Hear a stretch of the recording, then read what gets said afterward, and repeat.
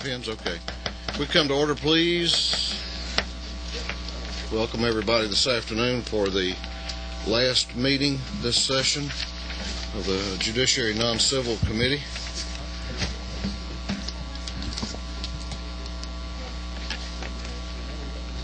Yeah, never say never.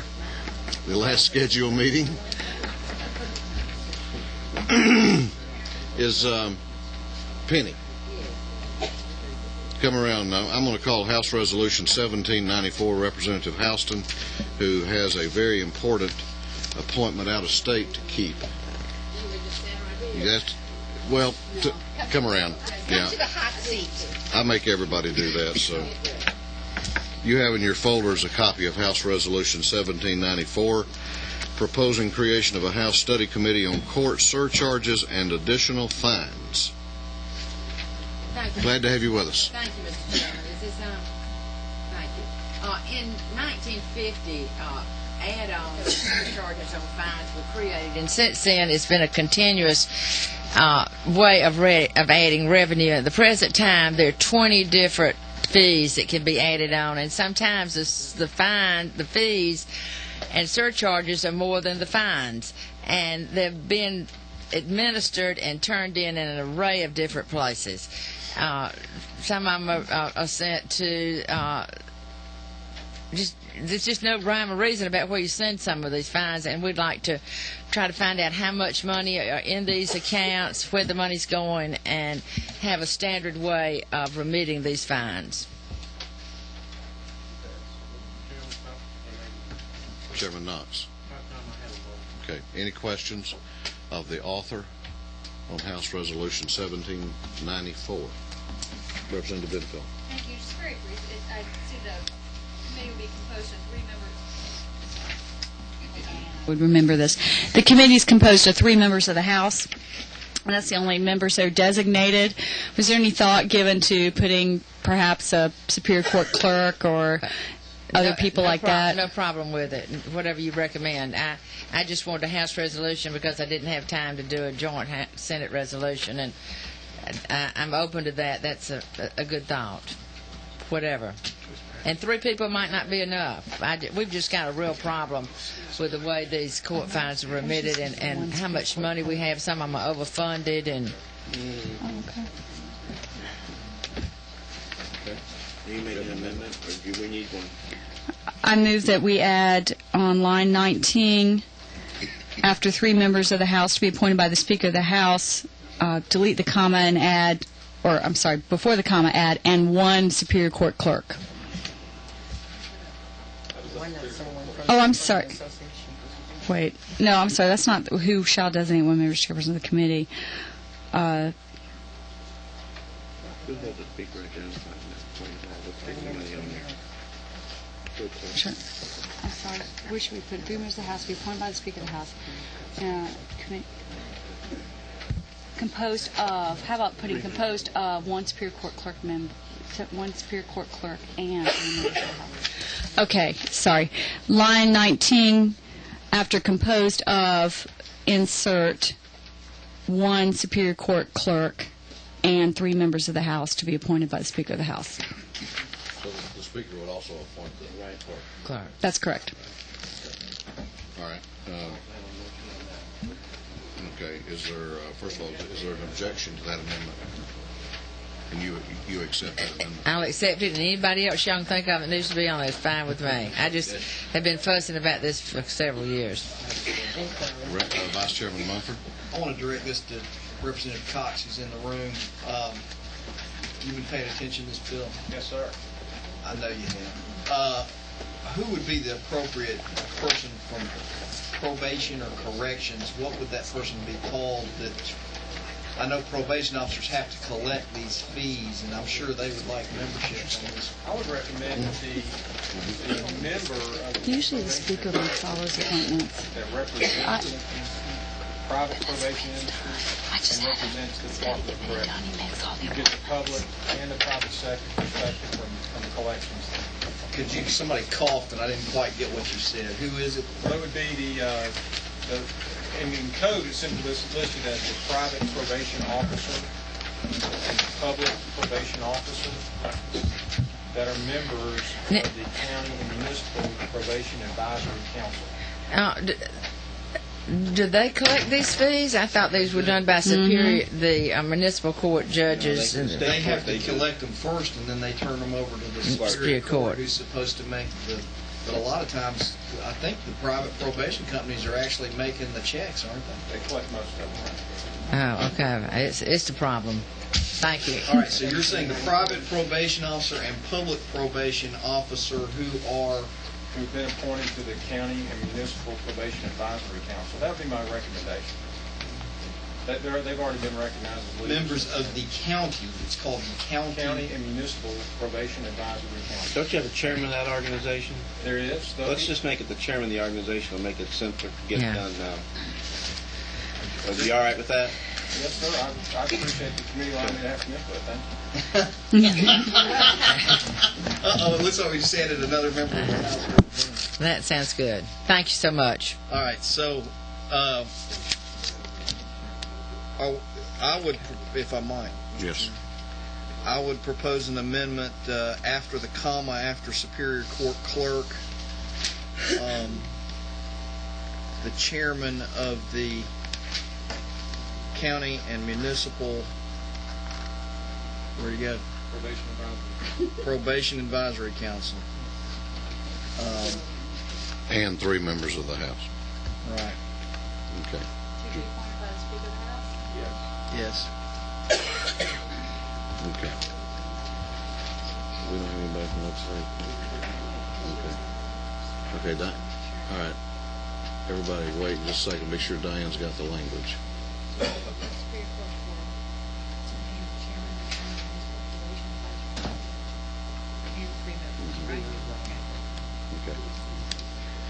By Chairman Bordeaux. Chairman, the only point I want to make, and I thank the lady for bringing this bill, I agree with everything that's been said in terms of who needs to be on here. One of the problems, though, in any of these study committees is how much they're going to cost. And each time we add a member to them, it's another per diem, another cost to the study committee. And when the folks upstairs are deciding which study committees to authorize, they look at how big are the study committees and the number of days they're authorized to meet. That's always been the case. If we just leave it at the 3 House members, all those House members can listen to all these people, the clerks, the probation officers, everybody. Let the House members be the members of the committee and get the cooperation from these other groups. I think it stands a better chance of actually getting through this year if we don't load it up with everybody who, quote, should be on there, but we take a very practical approach to it. Good point. Thank you. Representative Benfield. I just had a study committee approved yesterday on midwifery, and what I was told by the speaker is that he is only giving per diem to the House members on these study committees, because my resolution did designate 1 midwife, 1 OBGYN. We had a couple of designations, and the speaker told me that only House members were going to be given per diem, so I don't think it matters if we add these 2 additional slots. Hardly seems fair. That's correct. That's what we did on the committee. I'll be glad to accept these people on, but I promise you we will work with the courts. We just want a better system than we have now, and we want to find out how much money are in these funds and what's overfunded. But whatever you decide, I'm at your pleasure. Well, we have an amendment out there. I don't know that it's been moved yet. Any further discussion? The chair is going to take the position, if there's no objection, that the Mumford amendment is the most inclusive at this time, which includes the Benefield amendment. Is there a second to the Mumford? Okay, we have a motion that the Mumford amendment be approved. Is there objection? Hearing none, that amendment would be adopted. Is there further questions or of the author? I don't have a question, author. I have one other question. Okay, Vice Chairman Mumford. Mr. Keller, I see you back there. Do y'all have any interest in being a member of this, or would you be just show up? We'll just come. All right. I have a question, and I would invite the committee's attention on page 2, line 8, and I don't mean to, I thought we could get this one in and out in a hurry, Representative Houston. Okay. Line 8, the members of the committee, and in light of the information that's been given us by Representative Benfield, I'm wondering if we need to amend members to say legislative members.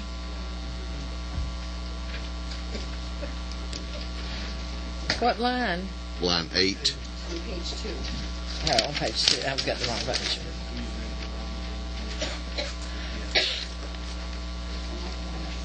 Yeah.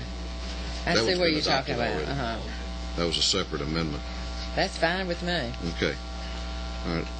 Does anyone offer that amendment? I move that we amend the bill at line 8, page 2, to read by inserting the word legislative after the first above, member, so that the line read, legislative member of this committee.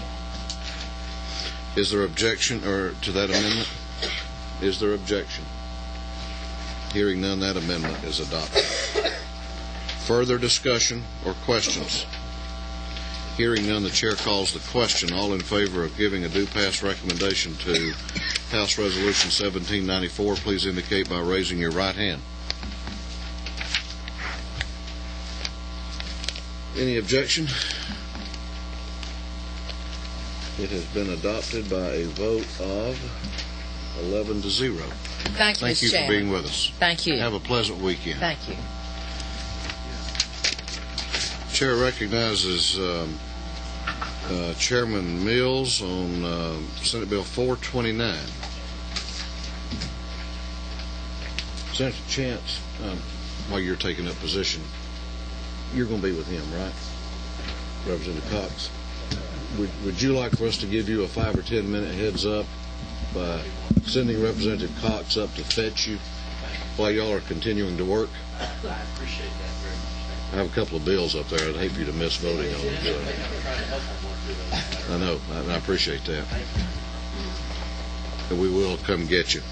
That was the only Senate member, I think, that was here. Okay. Chairman Mills. Thank you, Glad Mr. to have Chairman. you with us today. Oh, it's great to be here. I can't think of anywhere else I'd rather be on Friday afternoon. Right before 5 your o'clock. daughter's soccer game, if I may disclose it. That's right. Thank you, members of the committee. Senate Bill 429 is a very similar bill that I presented to the committee earlier in the session. It has been coined sort of as the ultrasound bill, and basically the synopsis of the bill is that it requires all facilities that perform abortions to offer a sonogram, perform a sonogram, or an ultrasound, both of which are the same, on the patient prior to an abortion being performed. The viewing of the sonogram must be offered to the patient. The patient has the right to decline the viewing. And in the Senate bill, there is an exception to those that it would be offered to, and that is on page 2, on line 3. It specifically states there that where pregnancy is the result of a rape or an incest, then they would not have to perform an ultrasound. And, you know, so that we don't forget the basic part of this bill, I'd just like to remind the committee members that, you know, this gives the patient an opportunity to view all the facts of what's about to happen. And why would we want to limit information that is readily available for a patient to view? Michigan governor just recently signed into law a similar bill dealing with ultrasound and this same very measure, and I would just encourage the members of the committee. This has passed through the Senate. I think there's some language in here that includes some of the concerns that we had before when this was discussed, and I think I just have to keep coming back to is why would we not want to present all the facts when we have the technology available. And even those who, whether they're pro-life or pro-choice in their philosophy, I think most people find a common ground in saying that we want to see abortions reduced. I think most folks usually come to that conclusion. And the ultrasound bill is a measure that would reduce, I think, when you give all the facts. It would give them an opportunity to weigh all the facts before making a very important decision. And I hope the committee will look favorably upon Senate Bill 429 as amended. This was a bill that, or a similar bill, and I can't remember the number. I think it was House Bill 888. I actually introduced it last session, and then this was introduced, patterned after mine in the Senate this session. Okay. And this committee spent an extended amount of time discussing your bill back some 3 weeks ago or so. And that bill didn't come out of rules. Refresh my memory. That's correct. It is in rules now. Right. But we did pass out a version of 888. At this, Mr. Chairman, if I may, right. At about that same time, the Senate had passed it out of their chamber, and so rules thought rather than have two discussions on the same topic that this would be the best route to go at that point. Questions of the author from members of the committee? Chairman Franklin? Okay. Now is not the proper time. Other questions of the author? Representative Mangum? Representative Abdul Salam?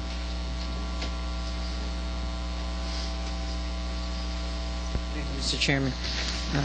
Representative Mills, I'm not recalling, I guess, the differences between your bill and this bill. Is there any significant difference in it that you can share with us? Sure, I'd be glad to. The significant difference is, and it was a major part of our discussion when we discussed House Bill 888, on page 2, lines 3 through 5 is really the only difference, and that simply says that when the pregnancy is a result of a rape or incest, then an ultrasound would not have to be performed, and that was added by the Senate. And then I think in the Judiciary Subcommittee, it was added that that would need to be documented with a police report. Mr. Chairman, which document are we working from? In my folder were two. The Senate bill, and you help me out here, Mr. LC 2923 83S. Okay. And then we had also LC 331370S SCS, which I'm assuming is Senate Committee Substitute. So which one are we working from? The blue sheet. Is that as it was passed by the Senate? Okay.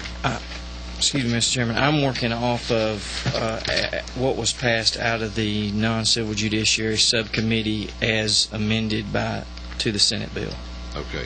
This was LC 292383S is what came out of this committee's subcommittee on 429. That's correct. All right. Now we're together. So which one are we working from? LC okay. 292383S. Okay. Because he keeps referring to 2 through 5, and I'm not seeing that on here. The numbers were different. I realized there was different documents. But I wanted to also ask, when I was asking about the differences, is this already required in law for all pregnant women, or is it just in the case of a woman seeking abortion? It is not required, as far as I know right now, in law. However, I am aware of no one who does prenatal care that does not provide a sonogram or an ultrasound prior to. The Woman Right to-know law that this body passed last year actually requires a doctor to give the probable gestational age of a child when a doctor is talking to a patient about an abortion.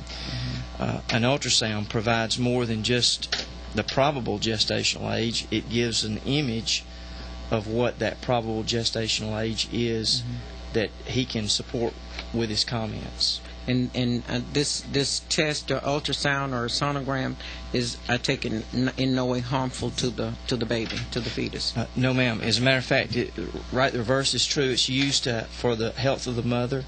It's also used for the health of the child. Sometimes things can be caught early on, and in a preventative measure, steps be taken. The ultrasound is a great aid to both the mother and the child and the doctor. Birthing process. So we're going to require it for instances of abortion, but not require it for all births. Well, it's a standard of practice right now for all births. Abortion clinics are in the business of performing abortion, so it would be to their advantage to withhold some of the facts. And what an ultrasound does, it doesn't necessarily mix the facts or mix the words. It says, here's a picture of what's going on inside of you. You determine what's best for you at this point in your life. But we will not withhold any of the facts from you. And then they see a picture. If they so choose, they could say, no, I would rather not choose to look at that. I've made the decision, and I want to move forward with what's best for me. Thank you. Question? Go ahead, Representative Bordeaux. Thank you, Mr. Mumford. To the gentleman, I'm sorry to be replowing any ground here, but this seems to be the same bill that we've already gone through once and was held up by the Rules Committee. Let me ask you then the same question I've asked you before. What happens where a woman is brought to a hospital in critical condition because of an accident and injury, and in order to save her life, the physician has to perform an abortion on her? The procedure to save her life necessarily involves something that will abort this pregnant woman's baby. Is he required to first perform a sonogram on her, or risk committing a crime under your bill, under this bill? Under Senate bill, under this bill that we're looking at, I think if he had time to do it, he would want to do that. Does it make an exception for where he doesn't have time?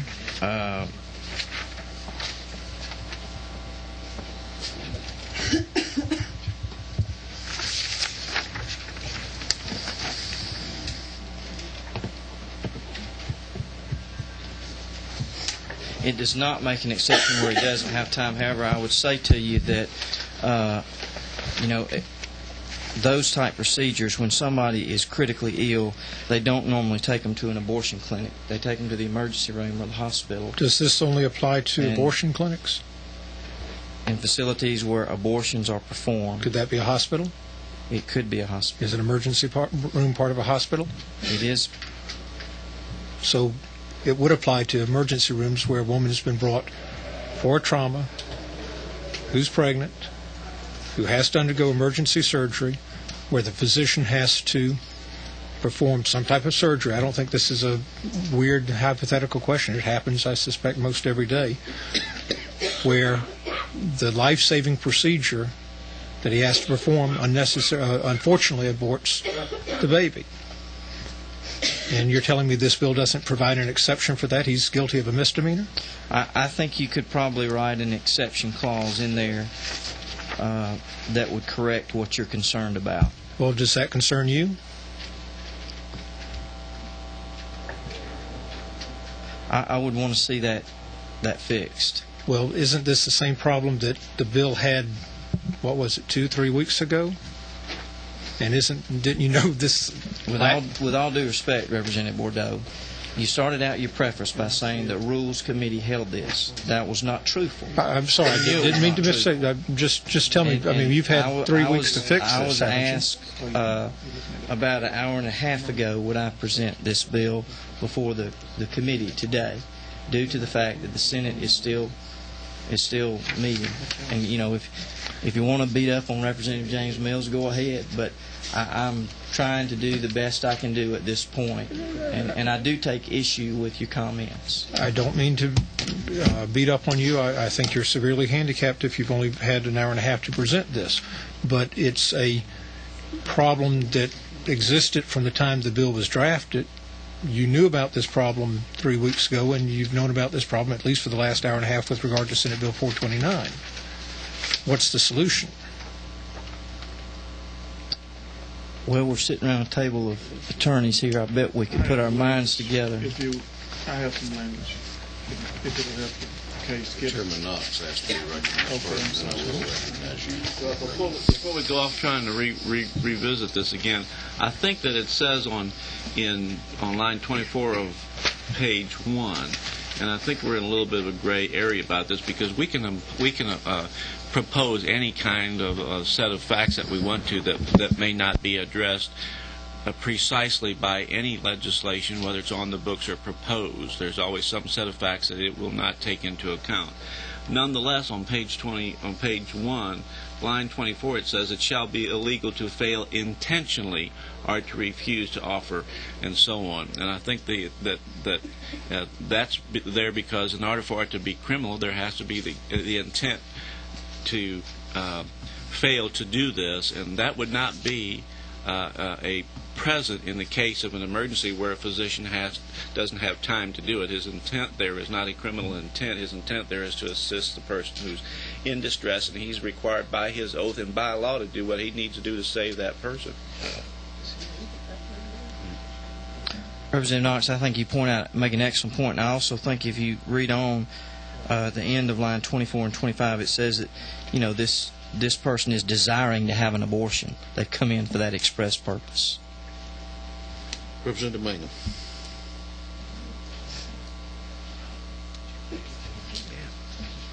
But if we're talking about it's a criminal matter, I'm sorry, Brown, I can't hear you.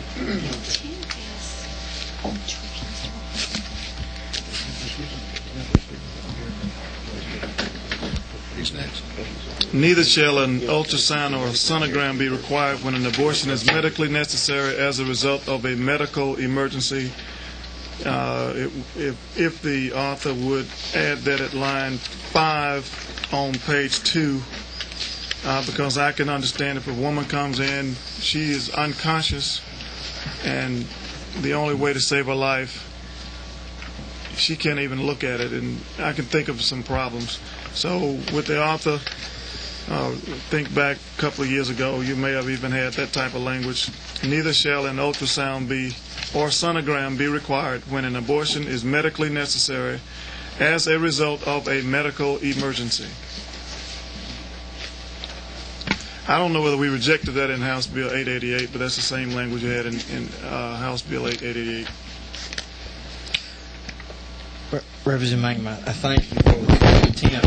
However, you know, upon reflect of Representative Knox's comments, I really think it says on page 1, line 24, it shall be illegal to fail intentionally or to refuse to offer. I think a doctor has every grounds to say, you know, he did not intentionally refuse. He was in the process of saving this person's life. I think any judge would take that in good standing. Further inquiry. Are you saying that I don't understand what you just said? Okay. And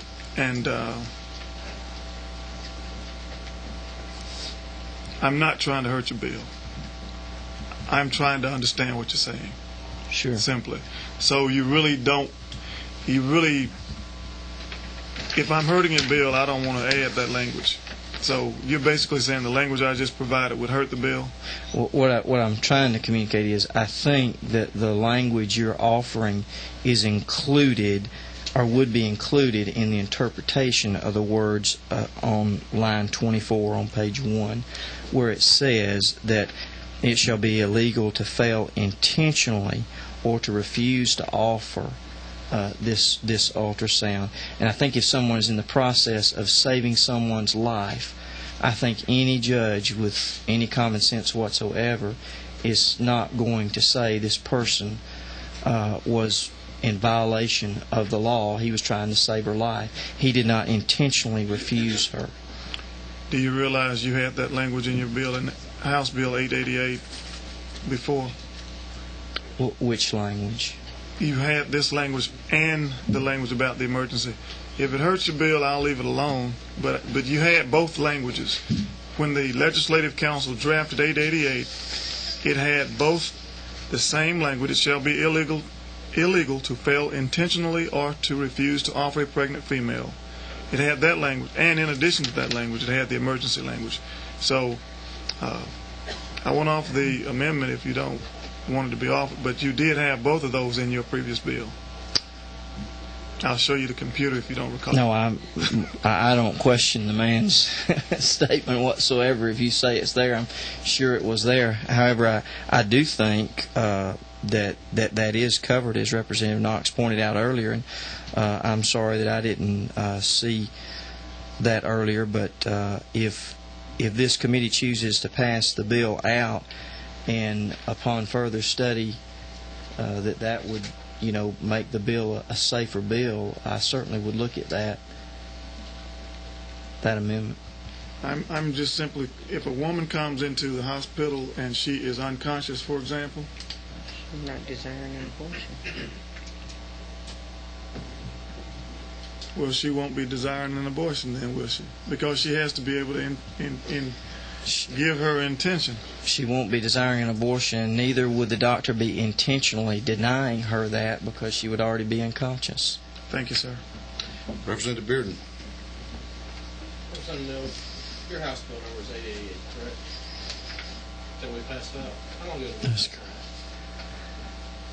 I don't remember, Representative Bearden.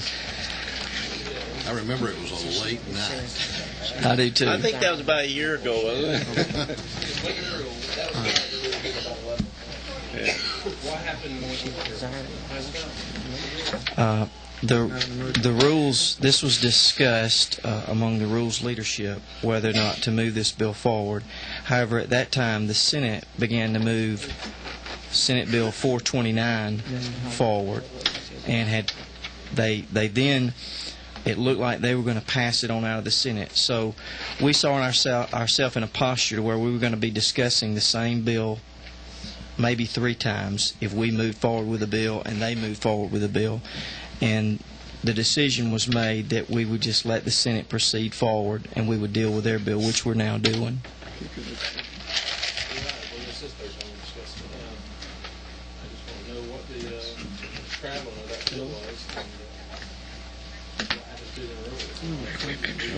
Well, I think he answered that. Chairman Franklin. My point has been made about the woman that's unconscious and she's not desiring an abortion. I don't think we desiring an abortion. Further questions for the author? Chairman Border. I have a quick question. Do you mean for the bill to apply in situations where, due to the development of the baby will not survive the very short time he's born, where he has some horrendous birth defect that will kill him, or in which the baby has already died in utero? Will you still require this woman to undergo a sonogram and the physician to offer the picture to her? Is that your intent? My intent is that the lady have all the facts that are available at hand before she makes such a critical decision. If she chooses not to view the sonogram, then under this language in this bill she has that right.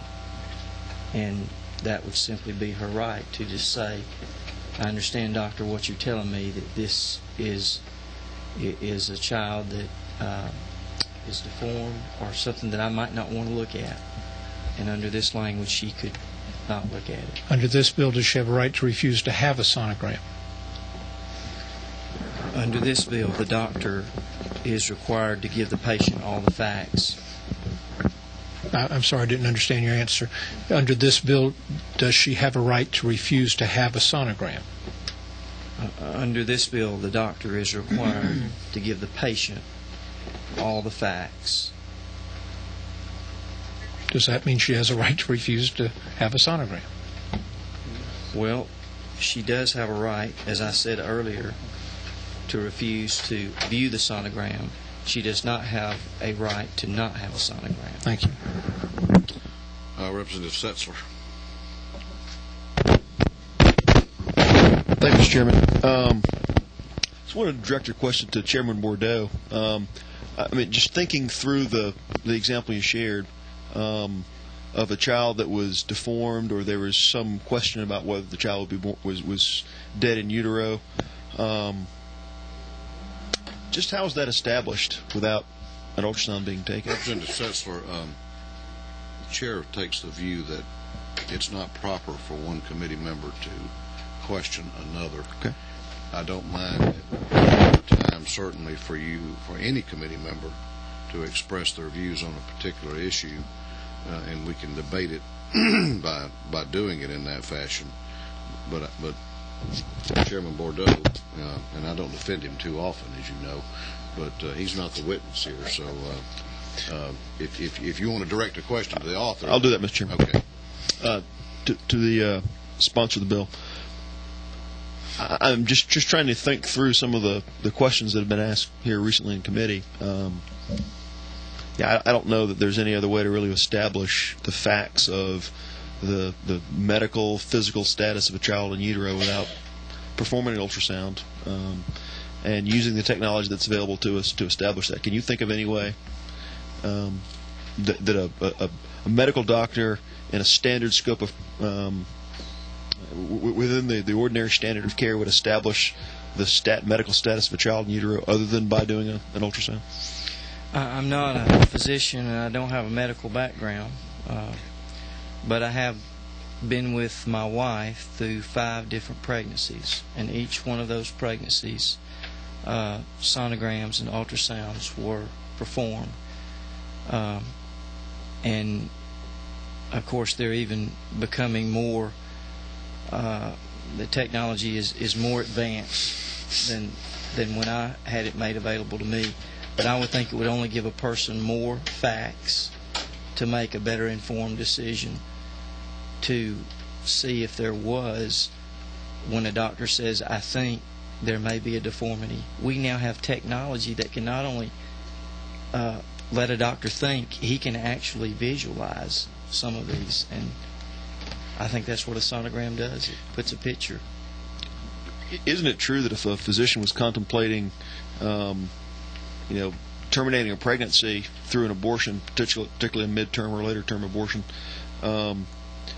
based on the fact there was an expectation the child was deformed or was might be dead in utero, that the doctor would absolutely want to make sure that they understood the status, because if the mother's intention would have been to carry it to full term if it were living and healthy, but there was an assumption that or thought it might not be healthy, then they'd want to make absolutely sure the status by an ultrasound. So it's my view, and I would just share this with you as the author, that it's absolutely vital in the circumstances that were discussed before that an ultrasound be taken to ensure that all the facts were there. And if there were questions, that would simply be a greater reason to perform an ultrasound, not a reason to not perform it. Representative Setzler, I think you make an excellent point, and the point that I think you're making is that sonogram is helpful for a healthy child. But in the case where a doctor thinks the child, there may be something wrong, then it's even more helpful, because a parent has more facts at hand before they make such a very important decision. Chairman Cooper. To do what? Okay. All right. Further questions of the author? Yeah, I'm sorry, Representative Abdul Salam. Representative Mills, who would pay for these ultrasounds? The patient would pay for the ultrasound. And if the patient didn't have the money? Probably the same people who pay when they don't have the money to give birth to the child.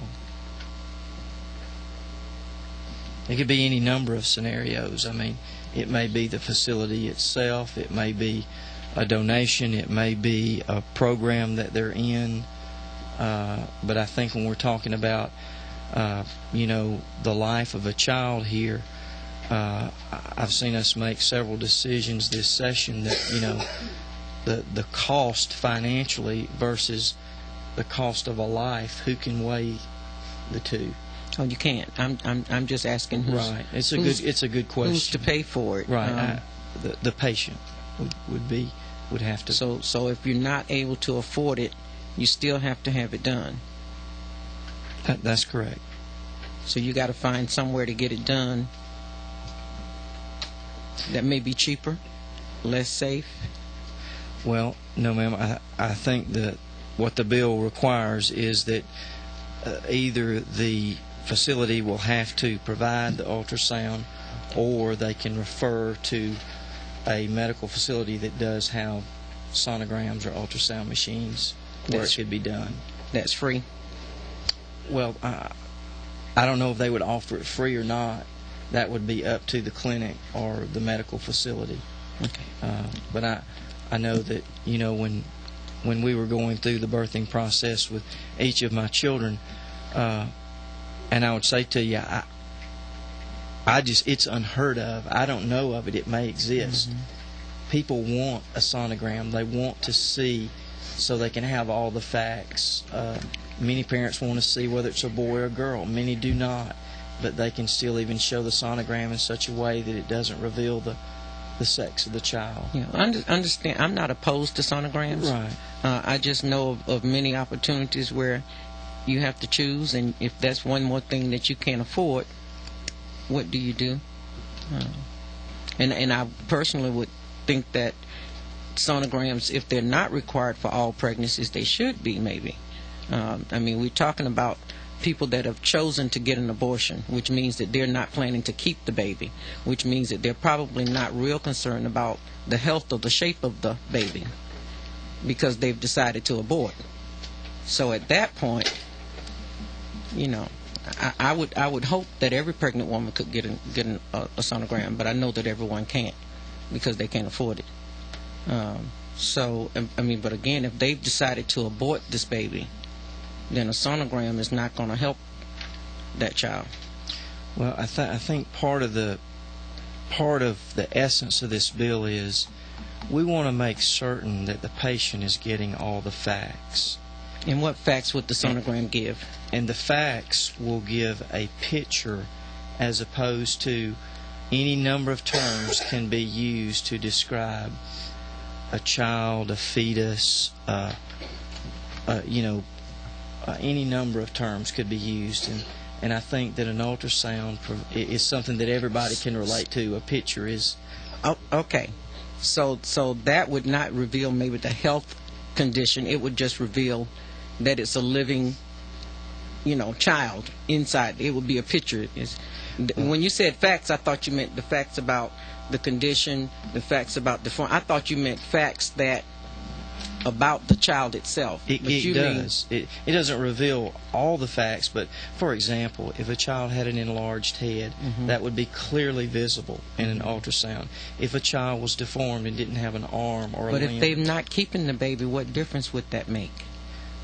Well, and that's part of what we think ought to be in the decision process. When I was in the 6th grade, I broke my left arm, and the doctor x-rayed it. He showed me the x-rays. He said, here's the condition. He had the technology to do that. There was never a discussion about how much it was going to cost. Could I afford to pay for the x-ray? But you hadn't decided to cut your arm off. Oh, that's correct. So I'm saying... That's right. It was even a less crucial decision. Yeah. But Okay. when we're dealing with a life decision, I think that the facts become even more important. But it wouldn't be even more important if it was somebody trying to keep the baby. Yes, and that's why I am not aware of any medical facility that provides prenatal care in the United States of America that does not provide ultrasounds or sonograms. If you can afford it. No, even if you can afford it, I'm not aware of any medical facility that doesn't do that. Thank you. Representative Setzler, to be followed by Representative Bearden. Mr. Chairman, I'm prepared to waive my time. I know there's some concern with the committee about child care constraints. We have all kinds of concerns. So if there's an issue with respect to Okay. the help with the committee, Well, the chair's view is I'm going to, as I've tried to do all session, is accommodate members of the committee to the fullest extent. And I'm going to continue that policy, but I would also ask the or suggest to the committee they be respectful of all these concerns, and then I'll address those that have signed up to speak in a moment. Representative Bearden?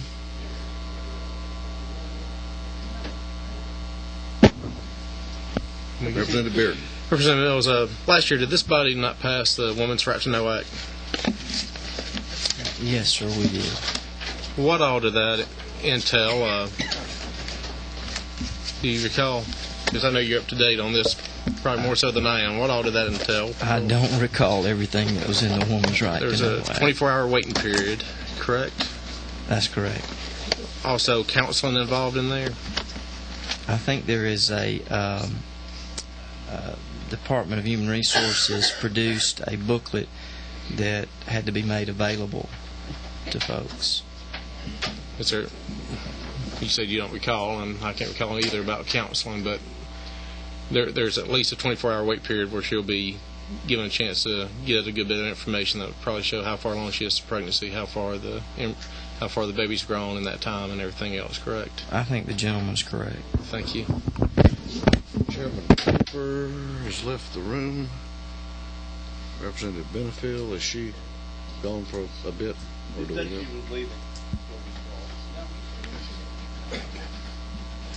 Members of the committee? Chairman Franklin. All right, well, we have members of the public that are here. So I'm not going to recognize you.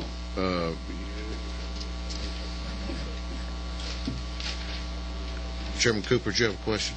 No, I haven't. Okay. Okay. We have 8 people that have signed up to speak, and it appears as we have some who spoke to this committee before on this bill. I don't wish to limit the members of the committee, but I will tell those that have signed up, and I'm not doing this to chill discussion, that this committee has worked hard this week, and both in the committee and on the floor, and I have no assurance I can keep a quorum here when we reach a certain point. So, having said that, those of you who want to come talk can come talk. Shelley Centerford. And I would also ask, I know some of you signed up that spoke before, and I would ask you to not go over what was said before, please, because this bill or similar legislation has been in full committee, well, subcommittee under 888. Help me out, Chairman Mills. Full committee on 888 and subcommittee and Chairman Knox's subcommittee. Okay? Thank you, Mr. Chairman. My name is Shelley Centerford. I'm here on behalf of the Georgia Network to End Sexual Assault, and I'm going to limit my testimony to just one issue that I actually didn't get to speak to the last time I was here on House Bill 888, and that is the amendment that occurred subsequent to my testimony, which was on the rape and incest exemption, what's already been referred to on page 2, on line well, I'm sorry, I don't have this committee sub that y'all are working off of, but on the second page that requires a police report in order for the rape and incest exemption to apply, we are very much opposed to requiring a police report. As y'all may know, rape is one of the most underreported crimes out there. Estimates range that you should multiply anywhere from 2 to 10 times the number of rapes reported to law enforcement to get an accurate picture of the prevalence of rape. And so if you require a report to law enforcement, this exemption is meaningless for the vast majority of victims. So if your intent here is to provide a different public policy with respect to women who become pregnant from rape or incest, then we would urge the committee to strike that language that was added in the subcommittee to require a report to law enforcement. And if I could also just remind members of Chairman Knox's subcommittee who were here the other night, Dr. Sarah Cook, who's the president of the board of Ganessa, was here. She's a survivor of sexual assault, and she shared with the committee her experience of being assaulted, of being beaten, and going through the criminal justice process and then recovering afterwards. She had hoped to be here today, but she couldn't be here. But she wanted me to share with the committee how horrific it would have been for her, even to have been offered by her physician the opportunity to view the product of her violent attack, and she urges you to take that language out. Okay. Thank you, Mr. Chairman. Questions? Thank you very much. Thank you. Janice, is it Olesnik? Did I pronounce that correctly? Olenek. Close enough. I'm sorry, it looked like an S. Yeah. Thank you for letting me speak, and I'm going to be real mindful of your time and the time of day and what you've all been through. I work at a pregnancy center out in Rockdale County. I see women day in and day out that both want abortions and that don't want abortions. And I want to address the question on the cost of the ultrasound. We do them for free. And there are pregnancy centers all across the state that do them for free and would be happy to do them for the court system or anybody else that wanted. There is no cost involved in that. A girl can go anywhere. There's also centers up in North Georgia that have mobile ultrasound units that will go around to the different counties to do the ultrasound. So I don't think cost should be involved. We have had women that have come to us from the battered women's shelter, from the abuse shelter. One woman in specific that came to us because she'd been beaten, she'd been kicked in the stomach, pushed down the stairs. She wanted away from the relationship. She wanted away from the situation. She was sure the baby was dead. She figured she was about 15 weeks. She wanted an abortion, no doubt about it, because she wanted to put this all behind her and start out again with her life and start fresh. She came to us. We did the ultrasound on her. She saw a baby that was not only kicking and waving at her, but very healthy and very happy, and she changed her mind on that abortion. And she came back to us after that baby was born to thank us for giving her the opportunity to make that choice. And I think requiring an abortion clinic to do an abortion or an ultrasound on a girl considering an abortion is not just a benefit to the girl, it's a benefit to the clinic. Medically, they've got proof if that baby is, if the girl, because we have heard many cases where girls have come back and said, you know, that I had a pregnancy in the tubes and you did an abortion on me and I'm going to sue you. Well, they would have proof right there that that pregnancy was not in the tubes.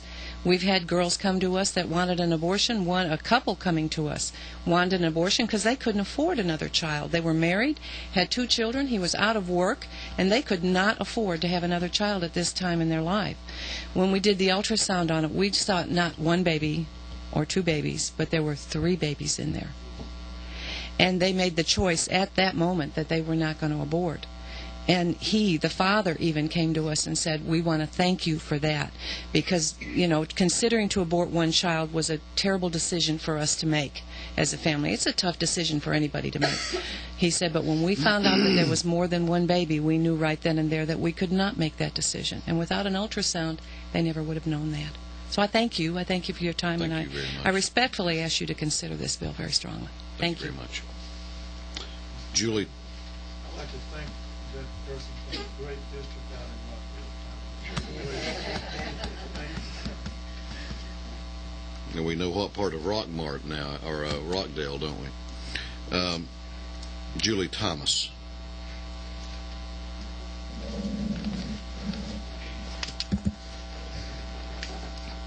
I'm going to be brief also.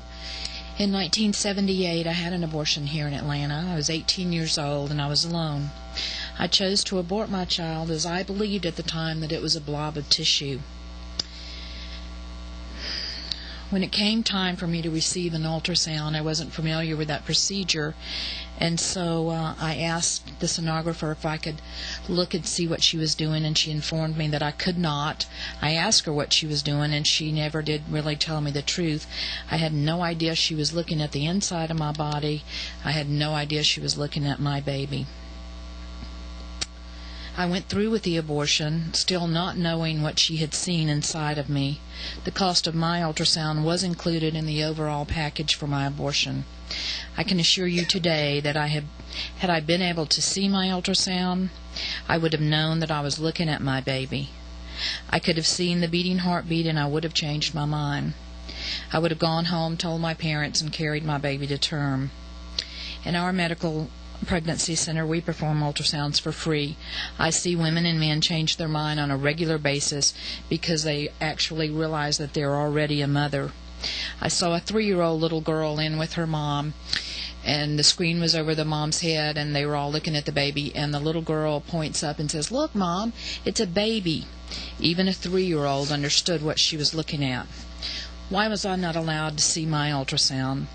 I believe I was not allowed to see it because the abortion facility wanted me to have an abortion.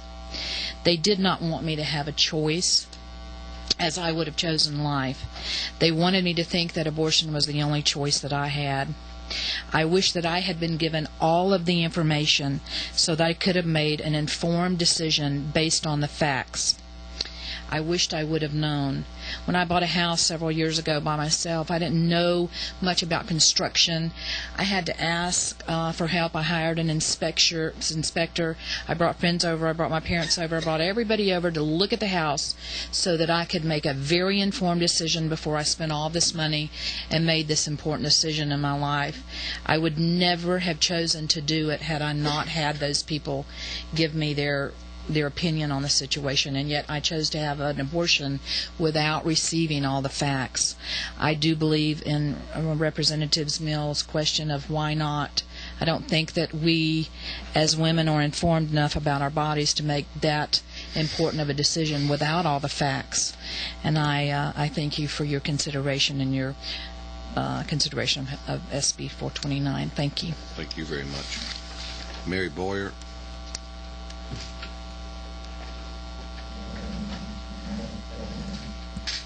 Thank you, Chairman Ralston, for the opportunity to speak. I am here. I am the pro-life director for the Archdiocese of Atlanta, and we do support the bill, and for a variety of reasons that have already been presented before. The only additional point I'd like to bring out here, because it was discussed about the availability of the ultrasounds and the costs and so forth, and from the statistics that are available from the state of Georgia, 45% of the abortions that are done in the state of Georgia are performed at 5 abortion clinics in the Atlanta area. And those 5 abortion clinics put it out clearly on their website that an ultrasound is part of the procedure. So I can only deduce that it appears to be standard practice in those clinics, and that's a large percentage. It's not half, but those are the only ones that actually had it on their website. So I would assume it's probably standard practice in most of the other clinics as well. I can't guarantee that, but at least those particular clinics. So it does appear that the availability of the ultrasound is not a problem, and it's already included in the cost. And that's all I'd like to add, and I hope you vote for the bill. Thank you very much.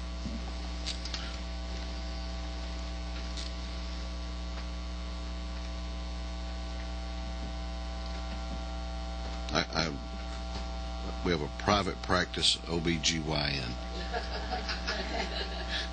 And I cannot, now I know why I can't read your writing. Because you're a doc. Thank you, Please Mr. identify Chairman. yourself. Yeah, Mr. Chairman, members of the committee, I'm Dr. Kathleen Raviel, like ravioli, but Raviel. But I'm in private practice as an OBGYN in Atlanta for 21 years, and I would urge you to look on this bill favorably. As has been mentioned, every woman in the United States has an ultrasound during pregnancy. This is uniformly done. Most women have several ultrasounds during pregnancy. The crisis pregnancy centers perform ultrasounds for free. And there's also other benefits for the woman having an ultrasound. 2% of pregnancies in the United States are ectopic, so if a woman went in and had an abortion and thought she had ended the pregnancy, she wouldn't recognize the symptoms of an ectopic pregnancy later on. 15% of pregnancies are going to miscarry anyway, so if the woman had an ultrasound, they could assure her already that there wasn't a baby there. There was just placental tissue and she was going to miscarry. But also it changes the heart of women. And I also happened to have a patient this week who called me up that one of her coworkers who was married and having marital problems had found she was pregnant and wanted to have an abortion. And the woman urged her to come to a crisis pregnancy center with her. Her husband met her there, and she had an ultrasound, and lo and behold, she was expecting twins. And you would think if you're going to have difficulty having one baby, why would you accept two? But the husband and the wife both said, we'll continue with the pregnancy. And I can also say, as an OBGYN who supported abortion during my residency, that when I took an ultrasound rotation, it changed my heart. So I would urge you to look favorably upon this bill. Thank you. Thank you very much. Suzanne Ward.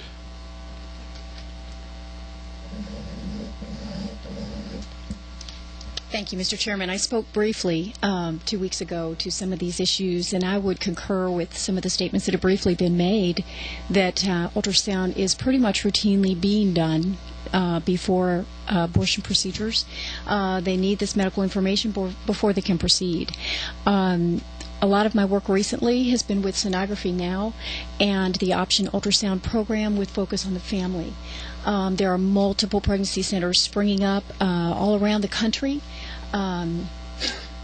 getting ready and trained to do ultrasound procedures, limited ultrasound procedures that would provide this information if for some reason this abortion clinic did not have it available.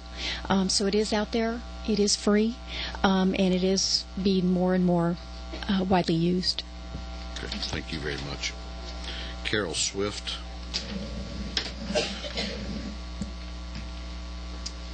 Thank you, Chairman. I am Carol Swift, President of Georgia Right to Life, and I want to encourage your support for this bill. And women in Georgia deserve all the information before they make life-changing decisions. I want to reiterate that 75% of all the abortions in Georgia are for residents in DeKalb and Fulton. And I'd like to submit to you a map that shows exactly where the abortion clinics are already in the state and the pregnancy centers throughout the state that offer free ultrasounds. So if I could submit that to you.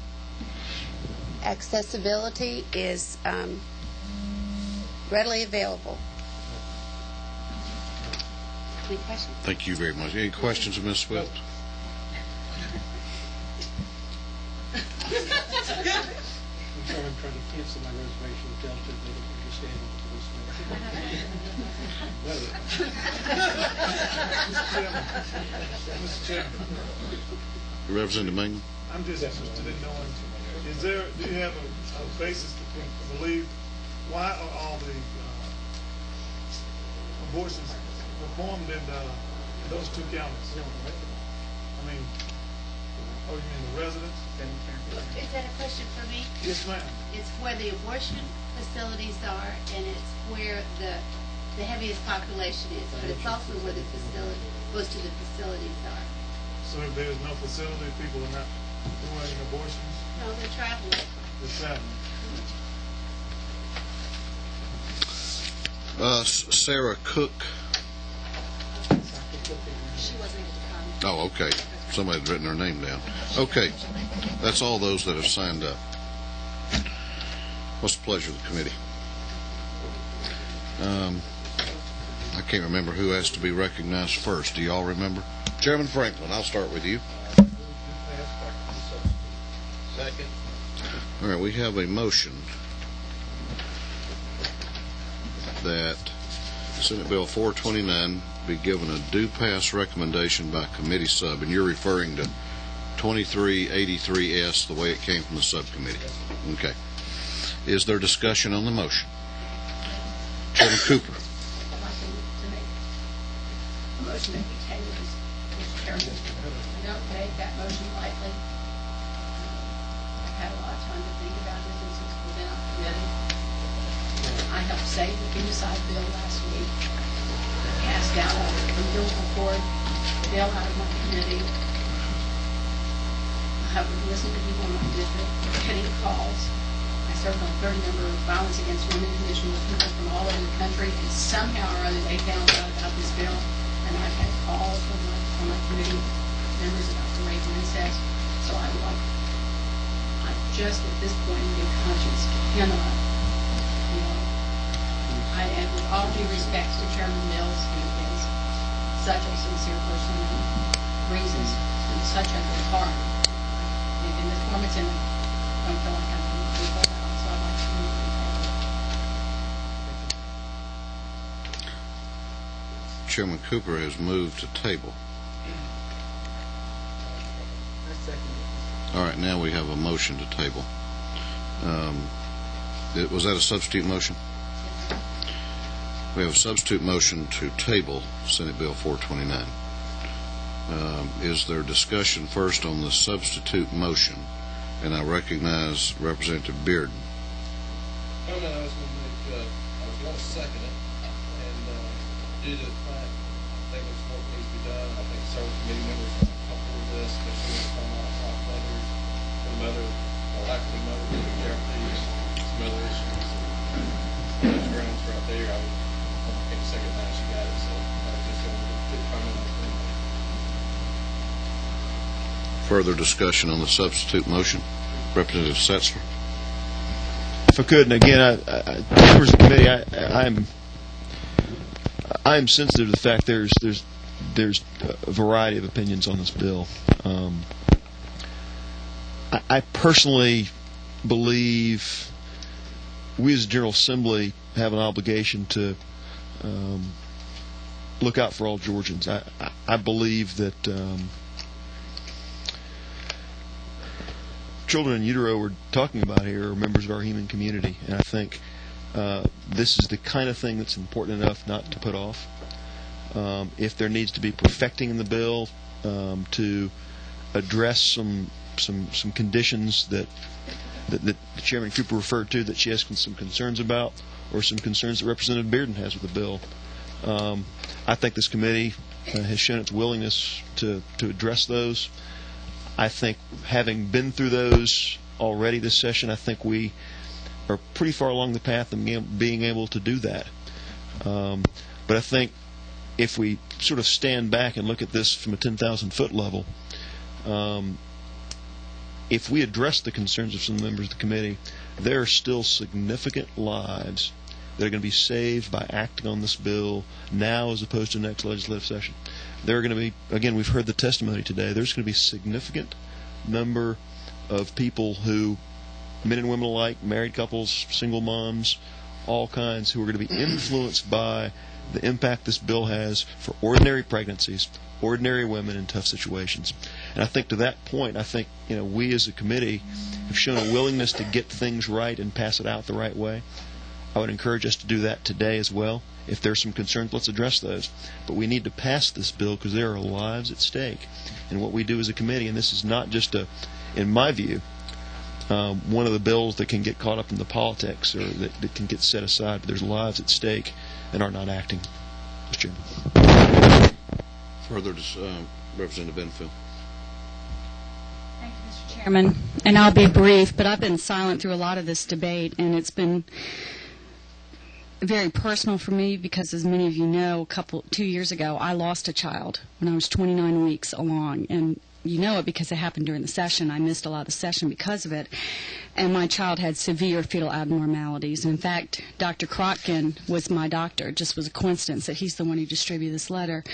He is one of the top neonatologists in this state and a man of compassion.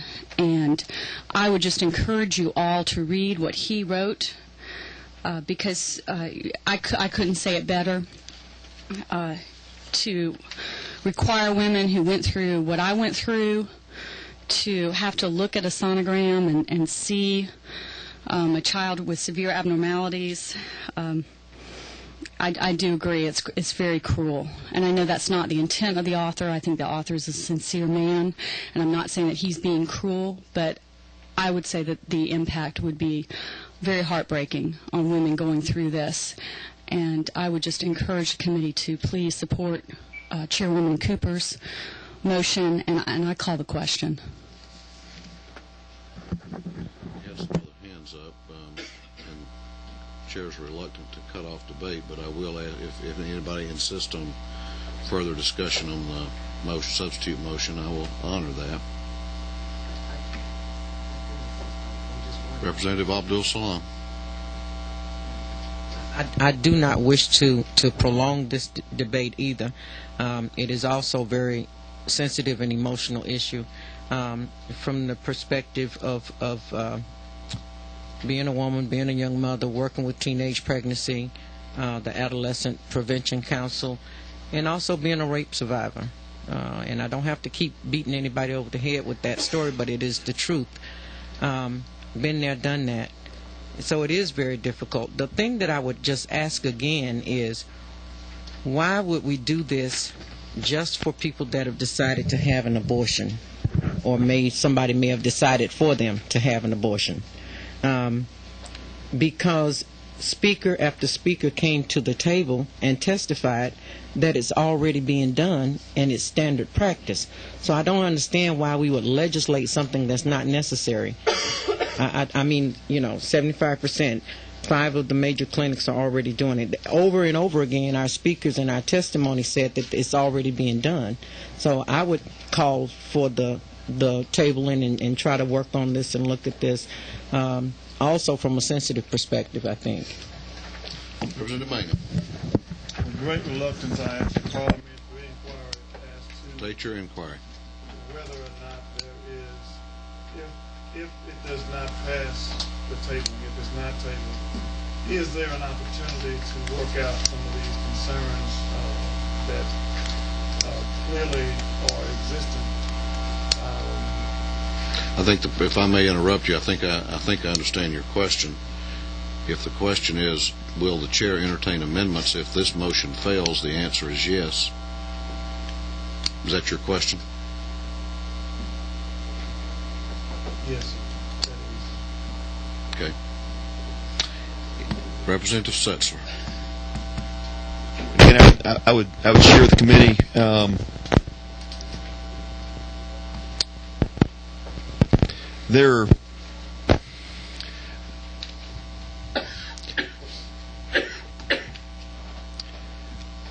I would encourage the committee to consider take the time, take what we do very seriously, and recognize there are members among us, people who are in this room, people in our body, the House of Representatives, people in this building that we walk around and interact with every day, who are, who may not have been planned pregnancies. It's part of our human community, and I just encourage us to consider that having all the facts is profoundly impactful on young women. When we debated the Women's Right to Know bill last year, the issue was empowering women with all the decisions. I know young women who've made mistakes and didn't have all the facts and deeply regret what they've done. This bill provides women the facts. And I don't want to lose the forest for the trees by focusing so much on the borderline cases that we lose the 90% of the cases of women, in my opinion, who deeply need to be presented with the facts. And that's what's at stake here. And I would just urge the members of the committee to consider taking the time, getting this right. Please understand what's at stake. And I commit my time to get this right, and I would just urge the members of the committee to work with us to do that. Chairman. Like I say, I have wrestled with this question. I thought it was over, but it was still bothering me. Last year we passed the Women's Right to Know out of my committee. It's when it had been held up for something like 13 years. I will consider that one of my legislative major accomplishments. And over the summer, our DHR spent many, many hours and over $300,000 developing the Woman's Right to Know book. And the people from the Right to Life and all wanted very specific pictures, and they didn't want just graphic pictures. They wanted actual, pictures of the stage. And this is the book. And I think they are very realistic. I think we made major steps with this. I think we're making major steps with the feticide bill that's moving through. Like I say, it's a decision that still troubles my heart, but I'll stand with my motion to table it. Further discussion? Hearing Representative Bingham. Great presentation again. The author of this motion table allow some attempt to remedy some of the concerns that exist. And is it the issue that we do not have time? I know it is late. It is on Friday. It is on Friday.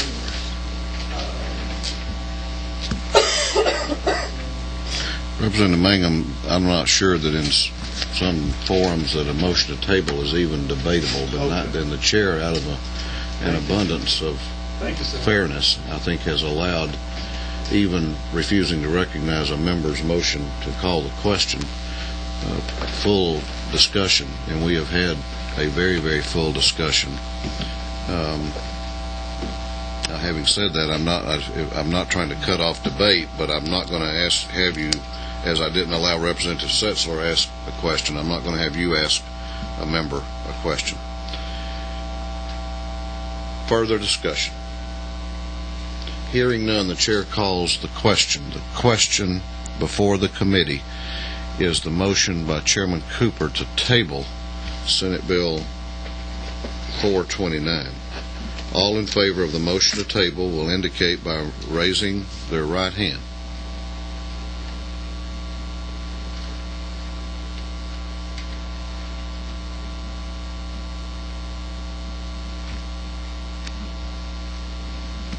All opposed?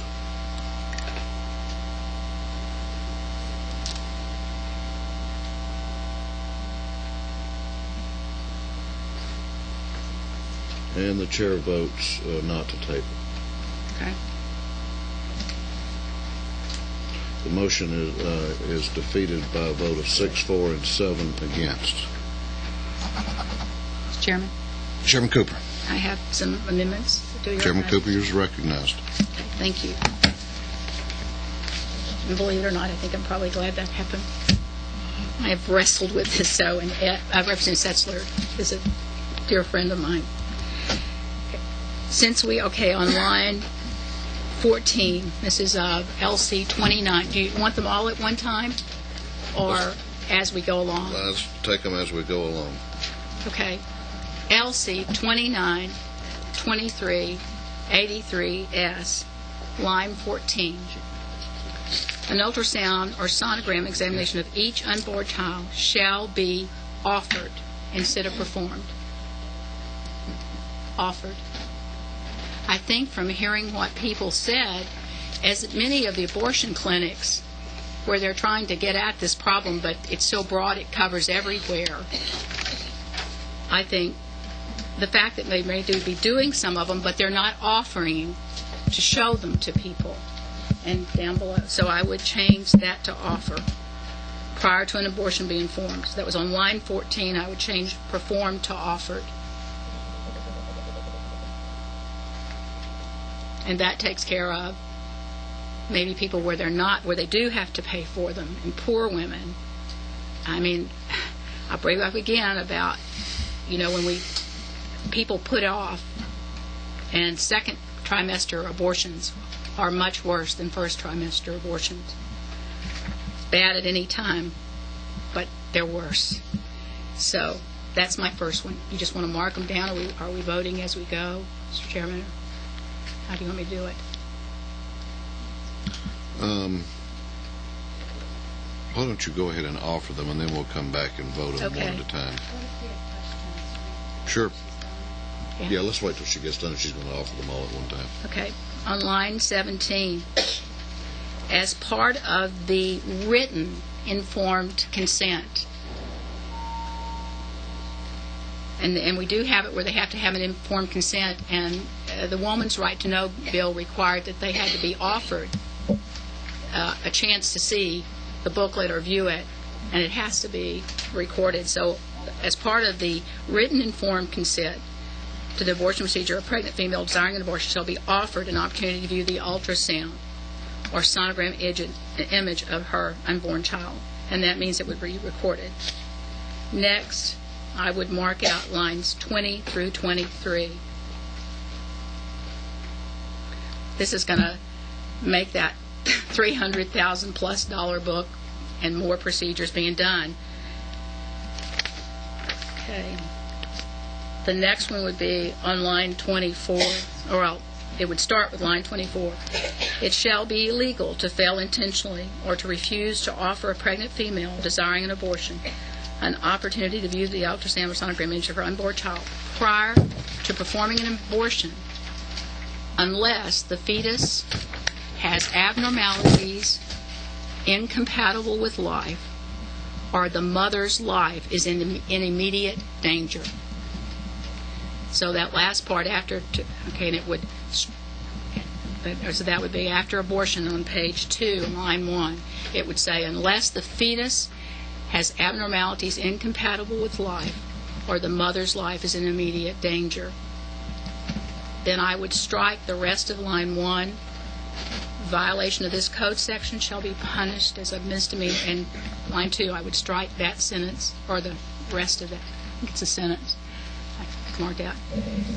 I write like the doctor instead of my husband. And I would put the Board of Medicine would be responsible for any disciplinary actions necessary. That would be a new sentence. I'll go over it again. Yes, sir. The Board of Medicine would be responsible for any disciplinary actions necessary. So we're striking violation of this code shall be punished as a misdemeanor. So we're eliminating the criminal sanction. Right, but that they could be sanctioned by the medical board. And being married to a doctor, I can tell you, having your medical license threatened is as important as a misdemeanor. And then, starting on line 4, at the end of rape and incest, I would put a period and mark out either of which is documented by law in a police report. As the head of the Boston Police Department for this area reminded me in the last couple of days, most women are so demoralized and embarrassed by the fact that they've been raped that they don't report it. And if you don't report it at the time, when 6 weeks later you find out that you're pregnant, it's going to be too late. I think also saying that we can't trust women enough. I just don't think we're going to have that many women that are going to be falsifying that they were raped, to use that as an excuse. And then that's the ones I have offered. So I counted 4 separate amendments that you have offered. Well, I'm not a lawyer, and I probably need some help, but my good friend Robbie Munford, even though he can't make me a lawyer for serving on Judiciary, gave me a law school pin today, Mr. Chairman. So I must be a junior lawyer. So. From the finest law school in the world, I might add, too. That's it. The Judiciary Committee. Okay. First of all, let me ask the members of the committee. There's Jill. Before we start asking questions, does everyone understand each of the 4 Cooper amendments? Does everyone just understand them? Clear on them? Okay. There are 5. Well, I counted the one in subsection B, subparagraph B, on line 14, line 17 in subsection C. Then I counted deleting subsection D as the 3rd one. And then obviously we'd need to re-letter. and then I counted, maybe I just grouped all of the one in what was E, Right. or what is E, as one. Yeah, there are 5, and then the one in F. Okay. All right, Representative Enfield. Thank you, Mr. Chairman. Thank you, Chairwoman Cooper, for bringing these amendments. I support all of them. And as a graduate of the University of Georgia Law School, I'm happy to have you as a junior graduate. Thank you. My question is just to the First Amendment, where you change that the sonogram shall be offered as opposed to performed. And I applaud that proposal. My question is, if there is a facility that does not have a sonogram, I know most facilities do have access to a sonogram, but if there is a facility that does not have a sonogram, does that mean that they would be able to go elsewhere? They could offer the sonogram, and then they could go elsewhere. They wouldn't be required, in essence, to have a sonogram on site. No, it says on line 15, wouldn't I think it would cover me, Mr. Chairman, if you can just check for the legality. It says such examination may be performed on site or by referral to another I see. facility. Okay. See if I'd been a good lawyer and read the bill. Thank you. All right, any further questions on the first Cooper Amendment? On the second Cooper Amendment? Questions? Representative Mangan. How does that compare with the right to know booklet that existed now? You spoke of that a little bit. Well, they have to be informed in what, I think what the Medical Association did and what they sent out to all the OBGYNs across the state was the suggestion in the form that they had to document it. So the best thing, when you go in to have medical care, they give you an informed consent, and they have a place on there where they check and say that they were offered, an opportunity to view the woman's right to know and that. So it would just be all the doctors would have to do would be add another category that they were offered an opportunity to have a sonogram and view it if they wanted to. If there is such a thing in this bill, I think that's a largely technical addition to the bill. But would that justify your deletion of subparagraph B? Is that what you're trying to do?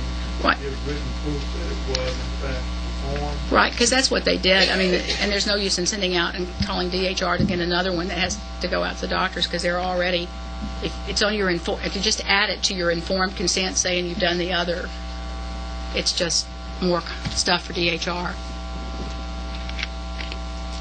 Further questions on that amendment?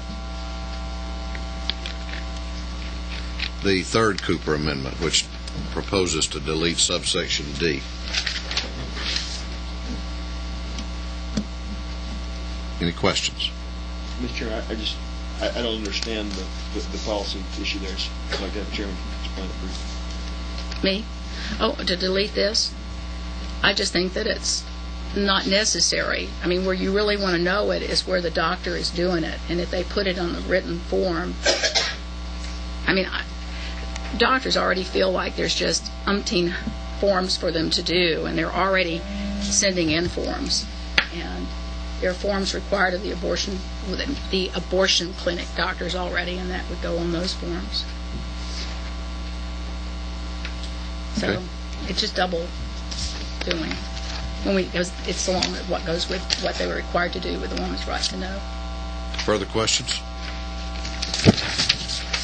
Okay, on what is now subsection E on the top of page 2, the language that was added after the word abortion, and then the striking of the misdemeanor language and adding the substitute language. Questions about that proposed amendment? Representative Mangum. Would you repeat the language unless the fetus has abnormalities incompatible with life? Or the mother's life is in immediate danger. That'd be like from a car wreck. You come into the emergency room, you're in a car wreck or something. Or the mother's blood pressure, and she goes into eclampsia, and it goes sky high, and they're trying to save her life so she doesn't have a stroke and die, something like that. And those things happen very rapidly sometimes. But it would be a major. Further questions on that amendment? Chairman Franklin? I'm not certain that we would really need that, since going back to the discussion that we had with Chairman Mills, looking at line 17, the pregnant female desiring an abortion. So if she's got the car wreck situation and it's an emergency, I don't think she's showing up at the hospital desiring an abortion. I don't see a point for that. Mr. Chairman? Chairman Cooper? I think it's important that we be very specific about this, and I go back to the fact that while we were writing this woman's right to know better, people misunderstood the law, and it's at one of the hospitals in northeast Atlanta. They had a mother with a fetus dying. It died during the night, and they made her look. They didn't offer it. They made her look at pictures of where the fetus was when she had the dead baby inside. I think it is much better if we're specific. That was, as far as I'm concerned, cruel and inhumane treatment in the hospital should have been. But they were so afraid about the new bill. They're trying to do what's right with the new bill, and they'd heard we passed it, and they hadn't gotten the woman's right to know, and they hadn't gotten the forms, and they were overzealous. Further questions? Okay, the final amendment is in what is now subsection F, which strikes the language after the word on line 4, incest, and puts a period there. Yep. Any questions? Representative Mangum. I thought I heard something about when we strike violation of the section shall be punished as a misdemeanor, but there was... Oh, you did. I'm sorry. The Board of Medicine, we did. Thank you, Representative Mangum. The board, that goes after the mother's life is in immediate danger, and it said the Board of Medicine would be responsible for any disciplinary actions necessary for non-compliance. I guess would you say for non-compliance? Or, I don't know, Mr. Chairman, how you technically, legally do that. I'm sorry, I was conferring with the Vice Chair.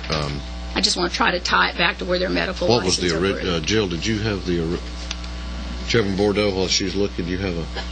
Yes, sir, my suggestion is to go. I think the proper name is the Deposit State Board of Medical Examiners. I didn't know what that was. My husband tries to stay away from them, so anyway, by doing what's right, so, you know, that's... Oh, for the bar exam, yeah. The doctors. Okay. I think what Chairman Cooper is trying to say is this... All right, listen up, everybody. The Deposit State Board of Medical Examiners shall be responsible for any disciplinary actions related to this subsection. That is, thank you very much. Perfect. Okay. What would we do without her? We say that every time. All right, any Representative Beard? I'm going to go back and ask the committee one by one what their pleasure is. Any further questions? Representative Setzler. Are there any other proposed amendments? Yeah, the last one about incest and... Oh, I'm sorry. I thought I called that one. No, sir. And Mr. Chairman, the only other thing I'd like to, when we get to Amendment 4, I'd just like to ask Chairman Cooper, could we address subparts of that separately? I mean, if we were amenable to parts but not all, or do you want us to take it up or down? No, I think we ought to take it. Those are the pleasure of the committee to vote those two lines separately. We can do 6 amendments. Whatever. Didn't understand. Oh, is that from the Board of Medicine? You wanted a different one? Oh, you mean on line number 1, whether or not that's 2 amendments rather than... Okay. Well, I was treating it as one amendment since it was in one subsection, but I don't have a problem if it's the committee's pleasure. Chairman Knox? Would Chairman Cooper entertain the notion of simply offering this as a committee sub, with those changes, and vote on them all at once? Yes, I would if that's okay. Be glad to do that. Okay. Is there any objection to letting the author of the amendments restate that? So now we'll be voting on all of the amendments at one time as a group. Right. Are you saying this one amendment with these 2 changes, or all 4 or 5, however you count it? Every one we talked about.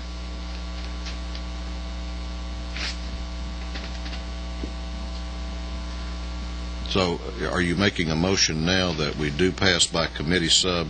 Yes, sir. That would incorporate all of your amendments. Yes, sir.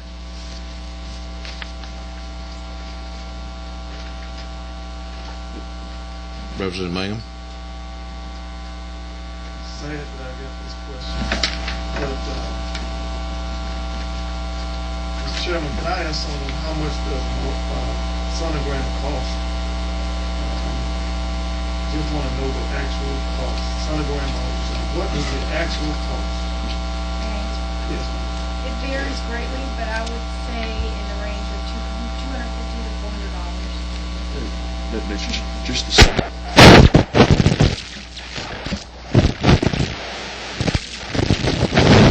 Testimony last time it said. I don't think she really much. They only had it. No, we were $50 to $60. That's what the guy from Emory said. Well, maybe they're doing a whole bunch of them. Might be an abortion clinic where they don't want it, but I don't know about that. I can't believe they would do that. Sir, if I could clarify that, that's in a high-risk obstetrical setting. We already addressed the issue that abortion providers are largely doing ultrasound. It's incorporated already in the cost. I understand that, but I wanted to know how much it costs. Mr. Chairman? Representative Benfield. I would just think Very recent personal experience since I just had a baby that my sonograms cost more than that, and I would ask the chairman, if you could, to ask Pat Cota with the OBGYN Society what her opinion is on the cost. I paid more than that. I paid $500.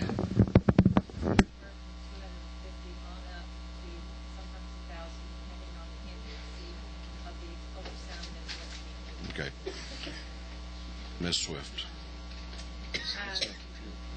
The senator testified in the last hearing that the early stages is $50 to $100. Well, here's what we're going to do.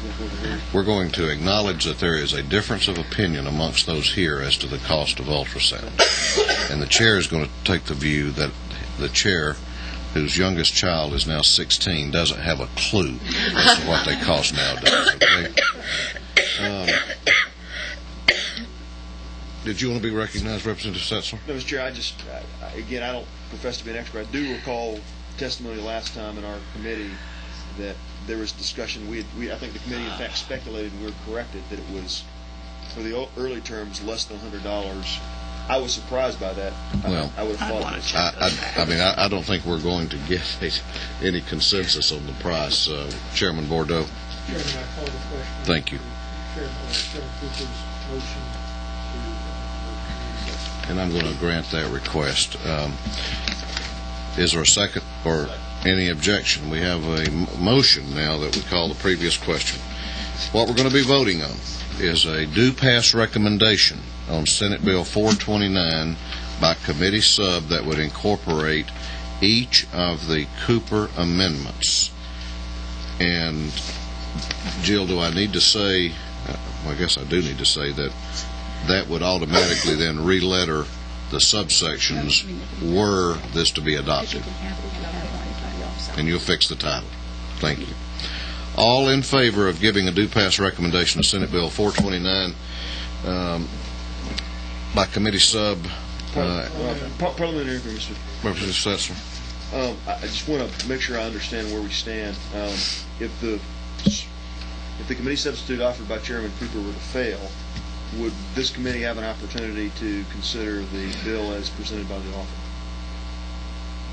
If it fails, then we're back to where we started. And we'll keep on talking as long as we have a quorum. Would a substitute? No. We have a motion to call the previous question. Do you have parliamentary inquiry, Representative Mangum? Yes, sir. It was somewhat in that, because I do have some concern about the first one. But I think you've answered in answering Mr. Setzler's question. We would be back and we would have to possibly vote on these individually. We would do whatever the pleasure of this committee is to do. All right. We're going to call the question. All in favor of giving Senate Bill 429 a due pass recommendation by committee sub as stated by Chairman Cooper, which would incorporate all of her amendments, please indicate by raising your right hand.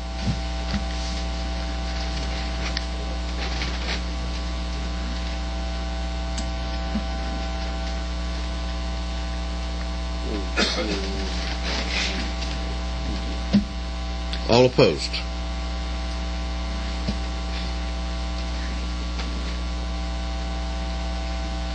The motion has been adopted by a vote of 8-3.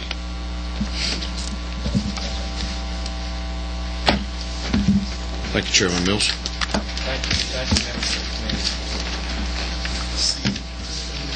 No, but no, because what happens is Okay. you'll be offered, but you can have them. You don't have them here, you can have them somewhere else. Such you can Rules Committee meeting. or by referral to another. The Senate is still busy.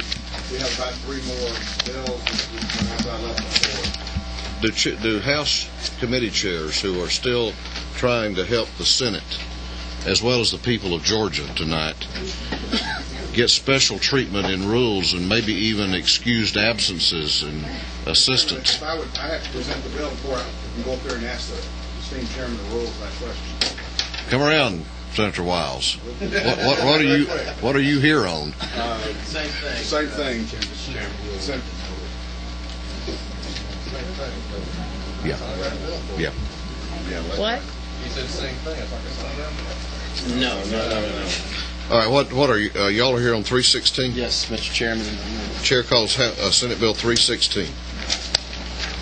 Thank you, Mr. Chairman. Members of the committee, I know it's been a long, arduous day, and we appreciate your willingness to hear this bill. Before we begin, Mr. Chairman, I do want to report to you some good news. House Bills 1145, 1282, and 1542 have passed favorably today in the State Senate. And as Senator Wiles mentioned, we are still... You're going to make my drive to Blue Ridge about midnight tonight much more pleasant. We are still working, and if the chair will allow, I'm going to ask Representative Cox to assist on this bill, since hopefully he will be carrying it on the House floor, and also Senator Wiles, who has helped us with the committee substitute, which I think you all have. Very, very briefly, this bill, Senate Bill 316, which I authored, actually... And this came out of which subcommittee, by the way? The Knox subcommittee. Okay. Came out of Chairman Knox's subcommittee. This Senate bill has to do with prepaid pornography cards and providing those to minors. Basically, what the bill does is it makes sure that anyone who provides these prepaid pornography cards to minors, that they are subject to the same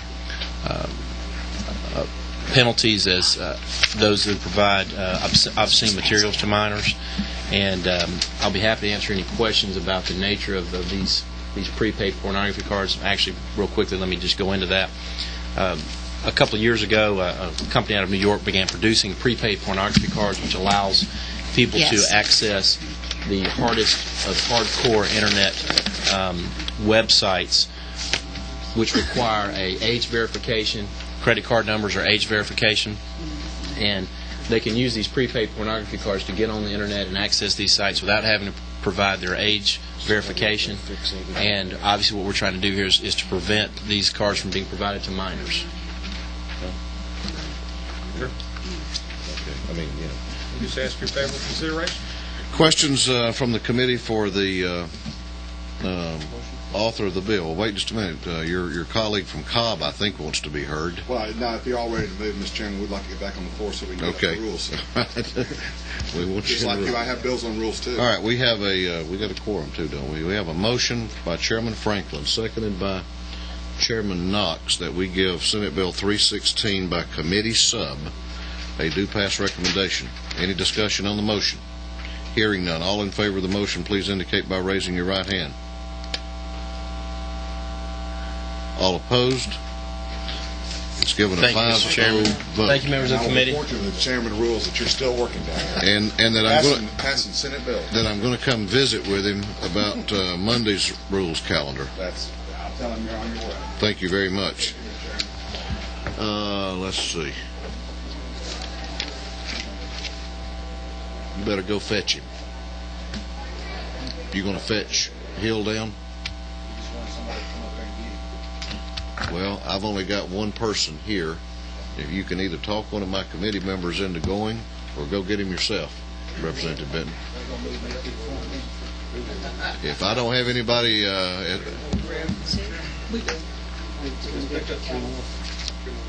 Senator Hill has 408 and 541. Who's doing 394? You are? That's the one he's wanting on? Well, we'll wait on that one, Barry, if you don't mind. My mama raised me better than that, although I'd like to. Senate Bill 522, Representative Bearden, you're handling that one by prior arrangement. I won't come up front because I'm going to get Bob Keller to help me out on this. I know when I'm over my head. Chairman will need you. Okay. I'm up.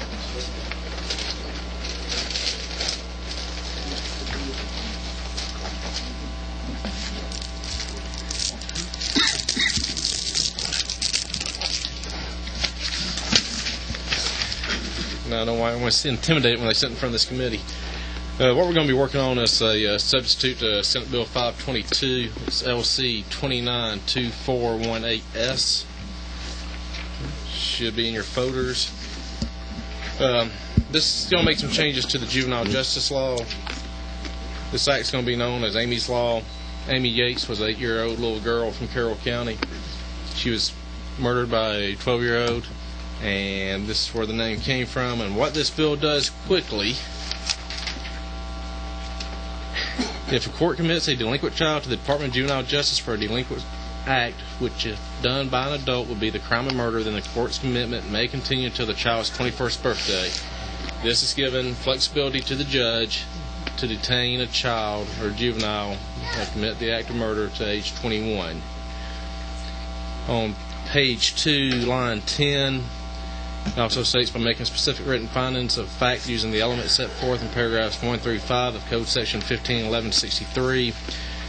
What that states is, and determine whether restrictive custody is required, the court shall consider the needs and best interests of the child. 2, the record and background of the child. 3, the nature and circumstances of the offense, including whether an injury involved was inflicted by the child or another participant. 4, the need for protection of the community, and the age and physical condition of the victim. So this bill just basically gives a lot more flexibility to the juvenile court judge when a violent act occurs to detain that child in confinement up to the 21st birthday. I'll answer any questions. Questions of either Representative Bearden or Mr. Keller? Chairman Franklin. Got a couple. One, what's the highest they can get now in confinement? For murder? If the child is under 13, the maximum they can get right now is 2 years. So under 13 with this, they go to their 21st birthday. They can go to their 21st birthday. Is there a reason why we stop it at 21 and don't take it any further? That would maximize the jurisdiction of the juvenile court.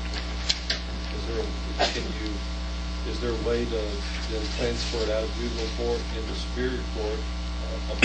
When they're 13 years of age, murder is one of the crimes that is treated. It's one of what we call the 7 deadlies, and they are treated as an adult at age 13. The dilemma was what to do with anyone under 13, and this was Senator Hamrick's reaction to the best way to handle that. So that's the reason that it is. Do you have a question? No? I'll come back to you. Isn't it true, to Representative Bearden, that the Department of Juvenile Justice and all the stakeholders in this area have signed off on the bill with the amendment? That's true. Okay. Vice Chairman Mumford. I'll direct this to Mr. Keller. Can you go over, for me, just so I'm clear, what the crimes are that are included? It's only murder. Only murder. Yes. Oh. It's fine. Okay. Chairman Franklin. You're recognized. Second. We have a motion that Senate Bill 522 be given a due pass recommendation by committee sub. Is there any discussion on the motion? Is there any discussion? Hearing none, the chair calls the question. All in favor of giving Senate Bill 522 a do-pass recommendation by committee sub, please indicate by raising your right hand. I'm so proud of the committee. Used to everybody sit here and vote. All opposed, same sign. All opposed. And the motion is adopted by a vote of 8-0. Thank you very much, Mr. Keller. Thank you. And thank you, Conferee Bearden.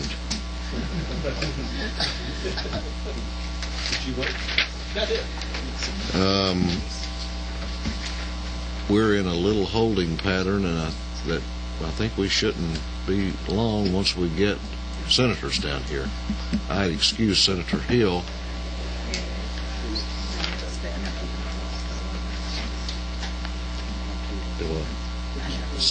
Is Staten coming? Oh, he's not coming. You're doing him. Okay. Okay. So the posture we're in is we now have everybody that had an interest in 394 here, do we not? And so we can take that bill up while we wait on Senator Hill. Is that correct? Come around, Representative Loudermilk.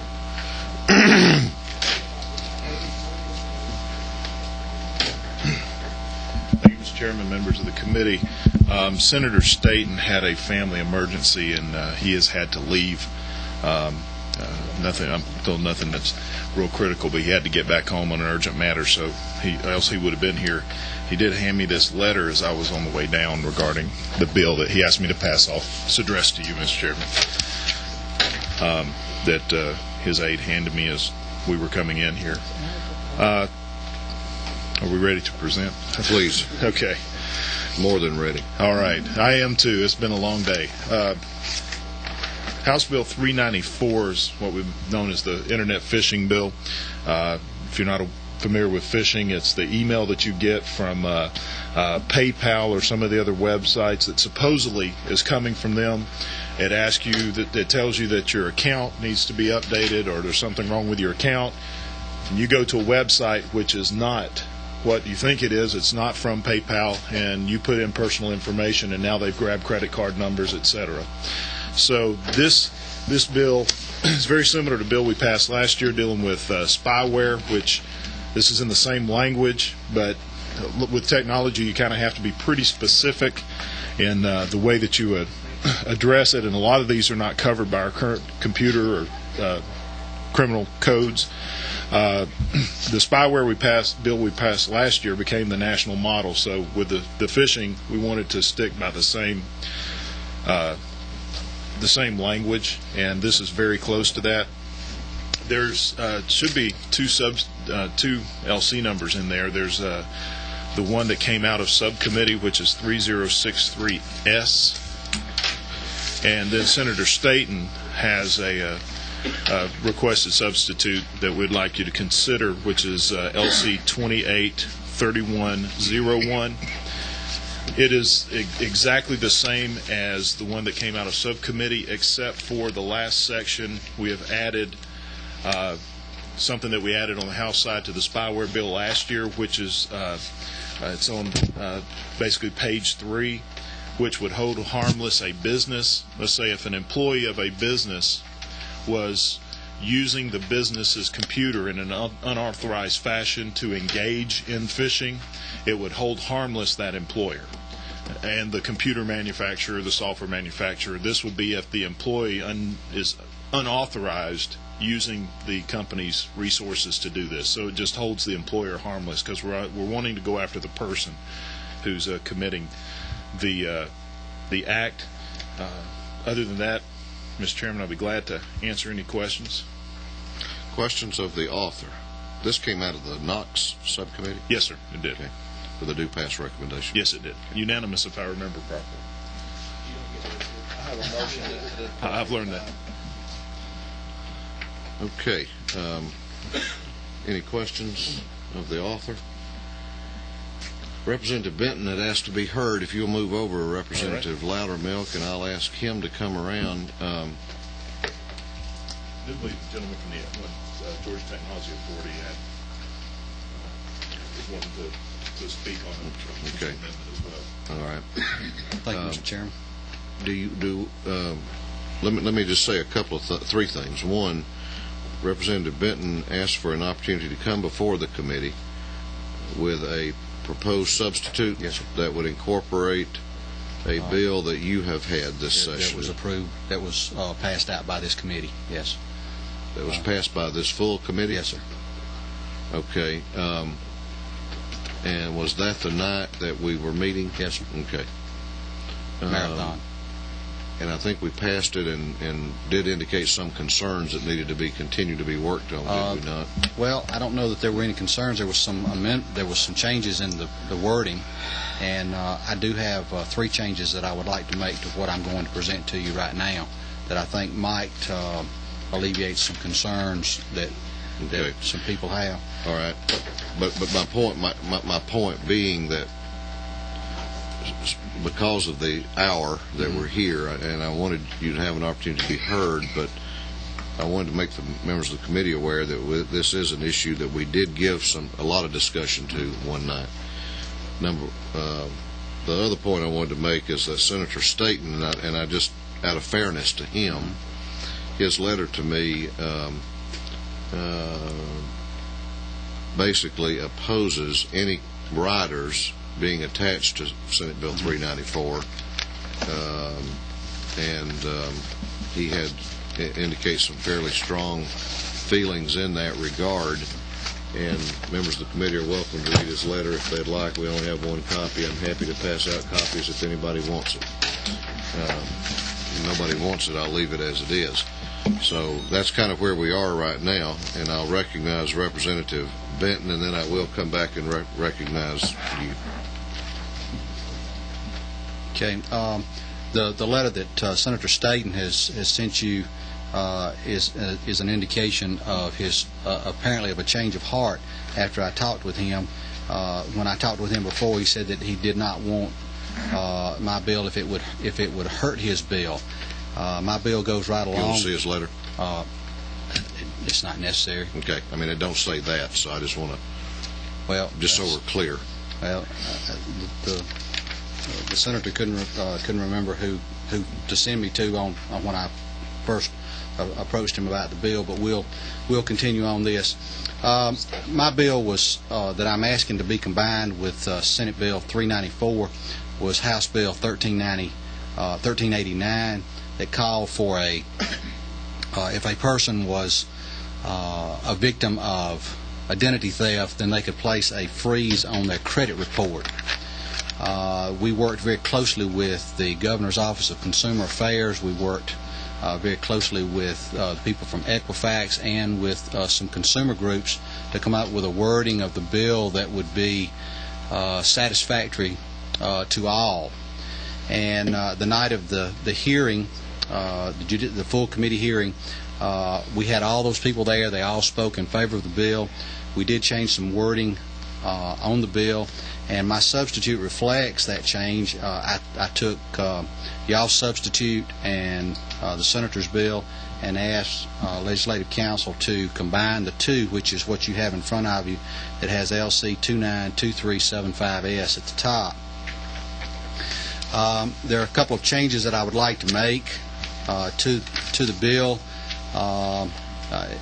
On page 6, line 3.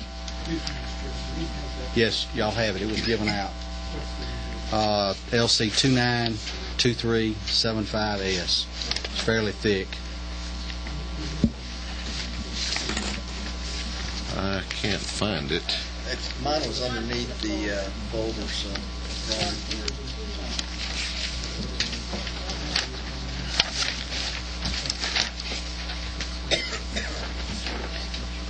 Okay. Is it LC 292375S? Yes, sir. Okay. Does everybody have it now? Does everybody have it now? If I may get a clarification, is this a substitute of Representative Benton's bill with Representative Right. Correct. Put them together. Yes, sir. The wording of his bill has not been changed. The wording of the bill that was passed out of this committee a couple of weeks ago has not been changed unless it was changed by Legislative Council to make the two mesh. So there's There's nothing. Y'all did ask for for an addition for the definition of fraud alert, and that has been added to that. Y'all had asked for that. On page 6, line 3, I'd like for you to delete the word business.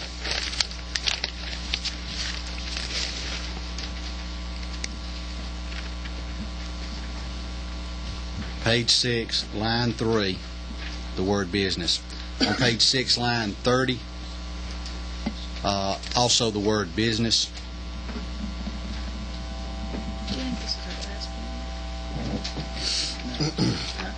And then on page 9,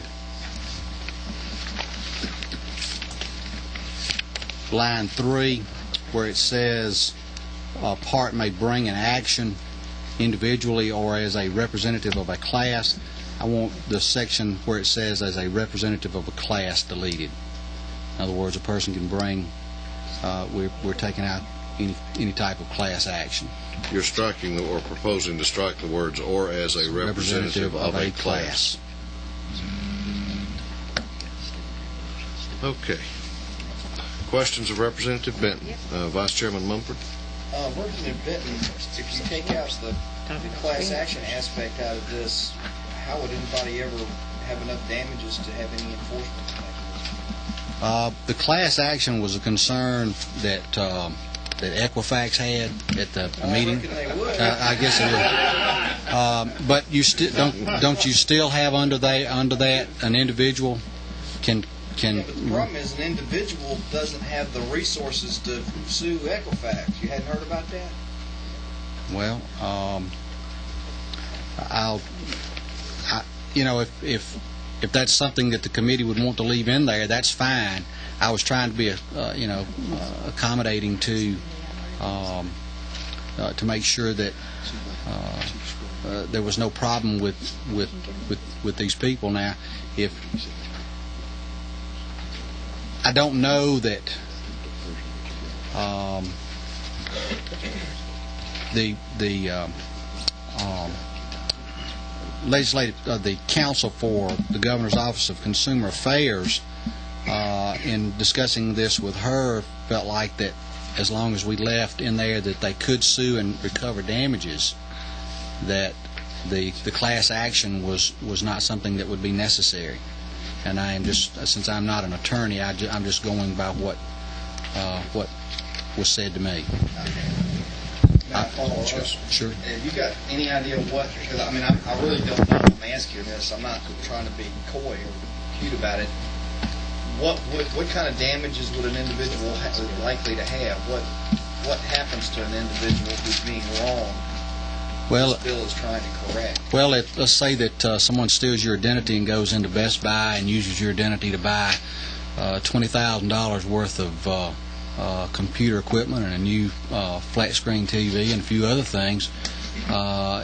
If you had a credit freeze on and one of the credit reporting agencies gave information out that allowed that credit transaction to go through, then would you not be in line to recover damages?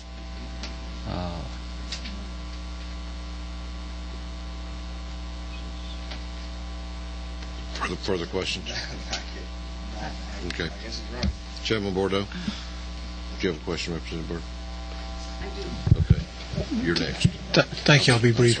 To Representative Benton, in fairness to you and in response to Mr. Mumford's question, this bill would still allow for an award of attorney fees and expenses of litigation, so that while there might not be much actual recovery for the plaintiff, he could still get attorney fees, which, of course, is all we care about. And it's a joke.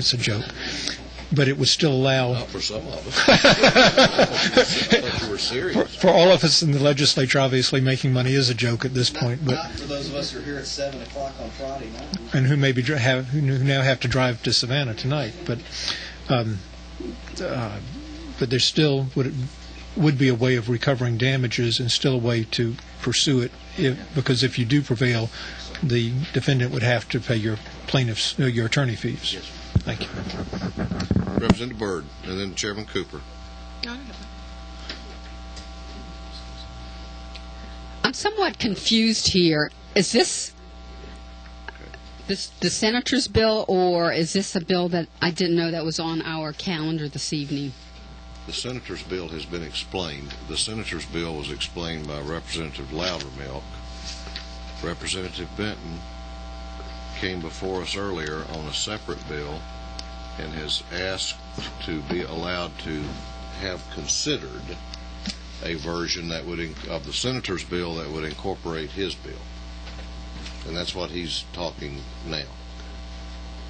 Okay. And that was why I read the letter from the senator earlier, indicating he was very much opposed to that. No, it's...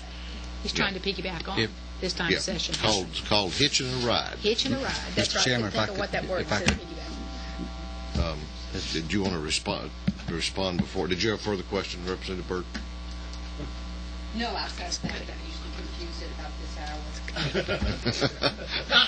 Hey, we're just getting warmed up in this committee.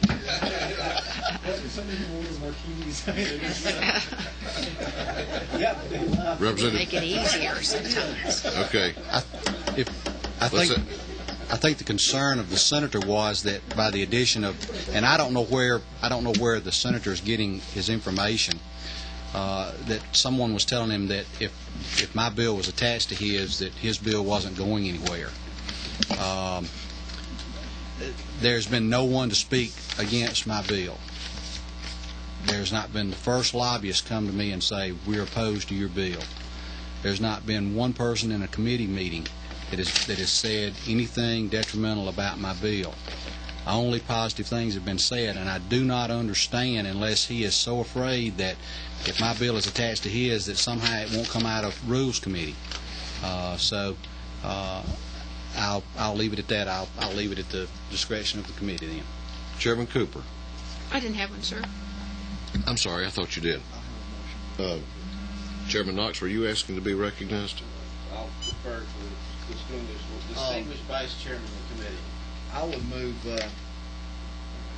I want to make sure, Mr. Benton, this is your bill and the senator's bill, LC 292375. Yes, sir. Yes, sir. That was prepared by our legislative council. Committee substitute as amended here today by the amendment. Well, we hadn't had the amendments now. No, and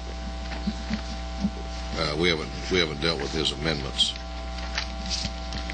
Well, there were 3 amendments, and then also I haven't forgotten you. Well, I'll start out with an amendment. That's the procedure, unless you want to hear from some other witnesses. As I understand, and I think we may be able to do this easy. You had 3 amendments. Yes, sir. Two on page 6. Yes, sir. Page 6 of LC 292375S. Yes, sir. Line 3, strike the word business. Yes, sir. Then in line 30, do likewise. Yes, sir. Then on page 9, line 3, after the word individually, strike the words or as a representative of a class. Strike those words. Yes, sir. Is there objection to any of those amendments? I object to the last one.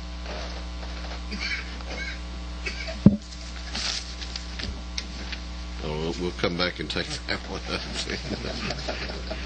Representative Setzler wants to help you with your objection, I think. Jill. I just want the committee to know when I combined the 2 bills, LC 283101S did not exist. And so it's the wisdom of the committee to actually combine these 2 bills. The whole issue of subsection I that's in about the Representative Loudermilk was explaining. If that's what you're trying to do, that is not in 2375.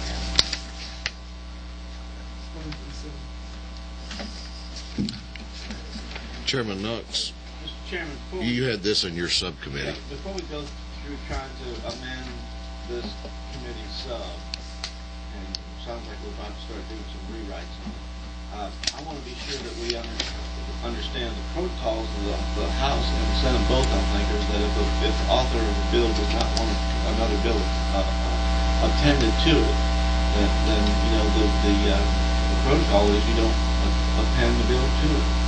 And I was told quite clearly, you had two opportunities on this in subcommittee that the Senate did not want this bill attached to their bill. So before we get to considering this, should we get over that threshold issue first, and whether or not this committee ought to consider appending the bill to this bill without the consent of the author and with the express objection of the author of the underlying bill. Okay.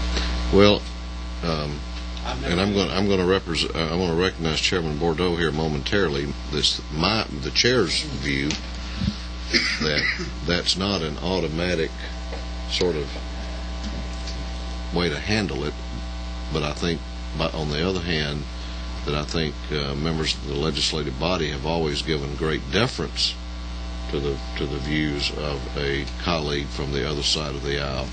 Although I don't know that there's any protocol, to use your word, that would automatically exclude if the senator or a representative, if it were reversed, objective. But I think, and I say this very respectfully to Representative Benton,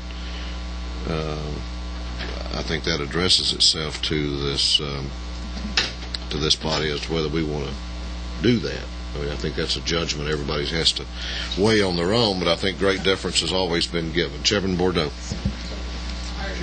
Chairman, I could have said it better. I don't think it's protocol. I think we've always, I think, Speaker Richardson made the point many hours ago that this is that half the members up here have been here.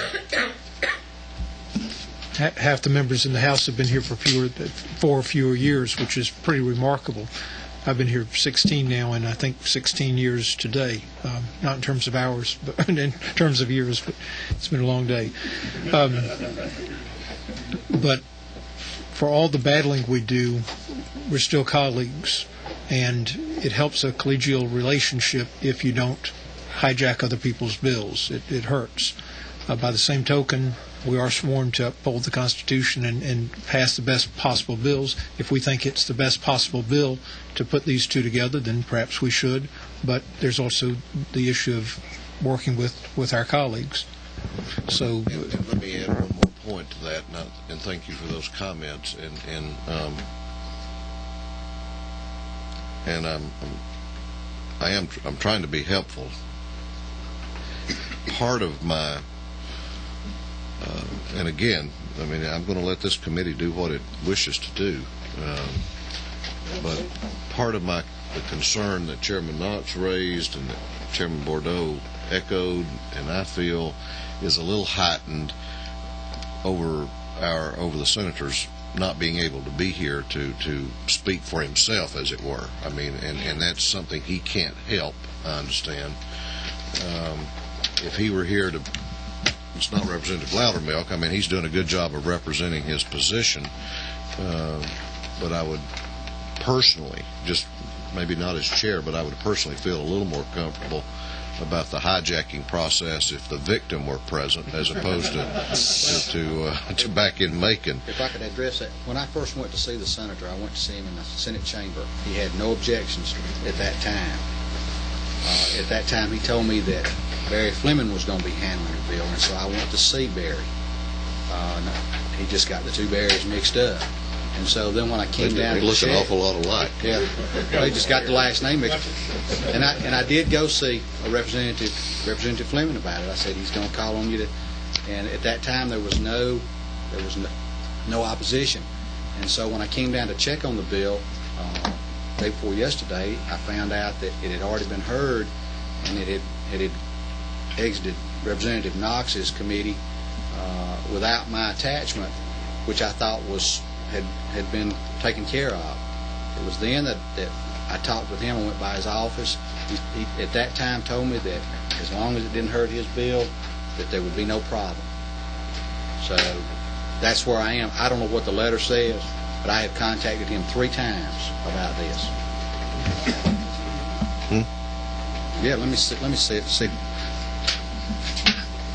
see if his memory's any better. While you're reading it, Georgia Technology Authority, you want to join in briefly in this discussion?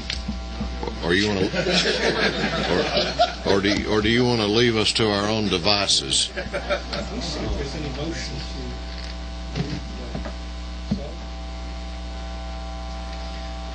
Mr. Chairman, thank you. I'm Jeff McCord from the Georgia Technology Authority. You want to do that before this? You're going to speak on the main bill. To the main bill, yes, sir. Okay. Yes. Okay. We would like to address the underlying bill, the Senator's bill on internet phishing. We're certainly very supportive of that and think that that's a good piece of legislation and would like to see that passed. We did have one suggestion on that, and I'm flying a little bit blind because I haven't seen the actual substitute, but under the original bill, we had looked at that and would have suggested that you also include, as a definition of business, private and public entities. Our thought on it was that Senate Bill 394 would make it illegal for someone to fraudulently represent themselves as a business, but not as a governmental entity. So we've all seen the phishing websites that you might have gotten through your internet service that represents itself to be your bank or somebody's bank and tries to get you to give them your bank account information and personal information so that they can go clean out your account. We think that this bill would address that, but then those same people would be able to represent themselves as a governmental agency. Maybe, after this legislation were to pass, you might get an email saying that it's the Department of Revenue, and you've got a refund that's due you, and if you'll just enter in your bank account information and your Social Security number to confirm that's your identity, then they'll send that right along to your bank account. The first thing you know, it's going to be cleaned out. So anything you could do in terms of language to include governmental entities to be covered under the statute would certainly be appreciated. So any questions from the committee members? I have one. Now I've been out most of the time. You're speaking to the main bill, though. That's correct, not the substitute. Have you had a chance to look at the sub by any chance? I'm not holding you to nothing. I just want to know. And okay. Well, if there's no questions, I appreciate you taking the time coming down to speak. I'm going to put us on standby for just a minute because I don't know if it would be appropriate me sitting in this chair right now to make a motion. Well, hold on a second.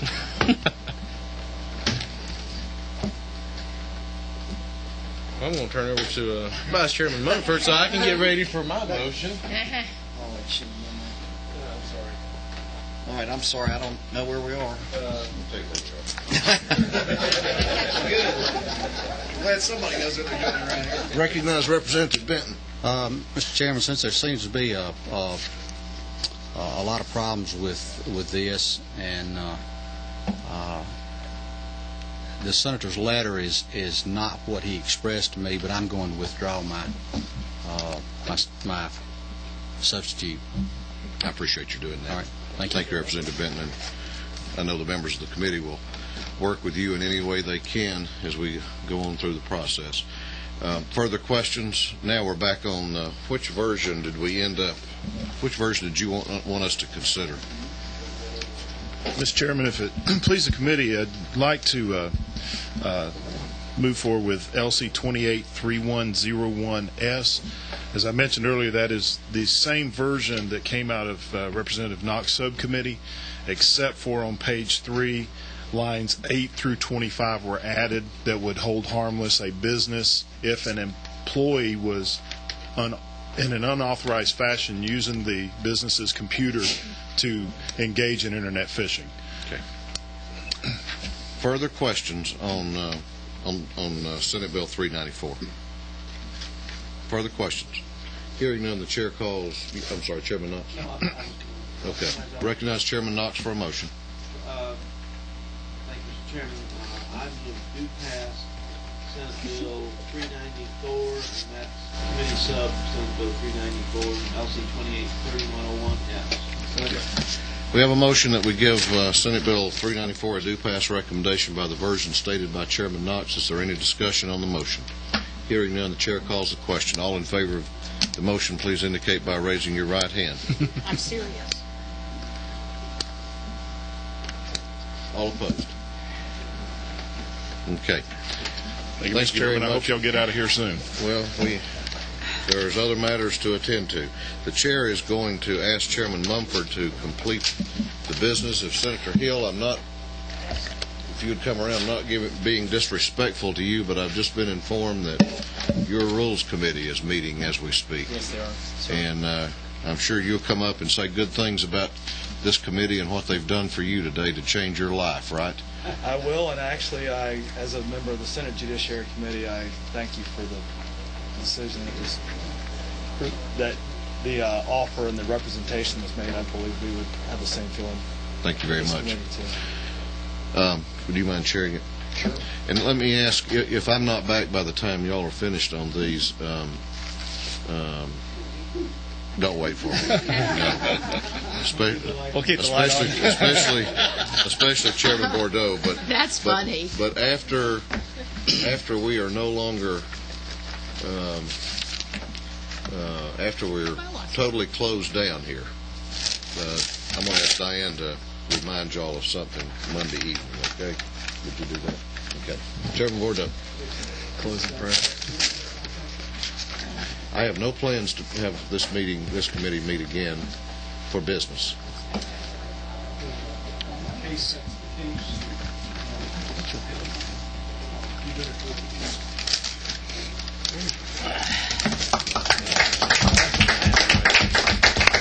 Thank y'all very much. Y'all are a great committee.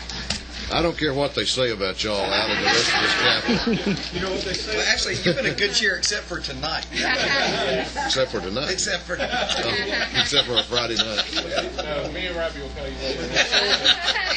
What they say about us is this is the best committee in the House. They are saying that. This committee is right. Watch it. I chair a pretty good one over well, Human Services. I'll leave you on this thought. We were described about a week ago or 2 weeks ago as Murderers Row. And I've never been prouder. Thank you, Mr. Chairman. Hope it goes well for you.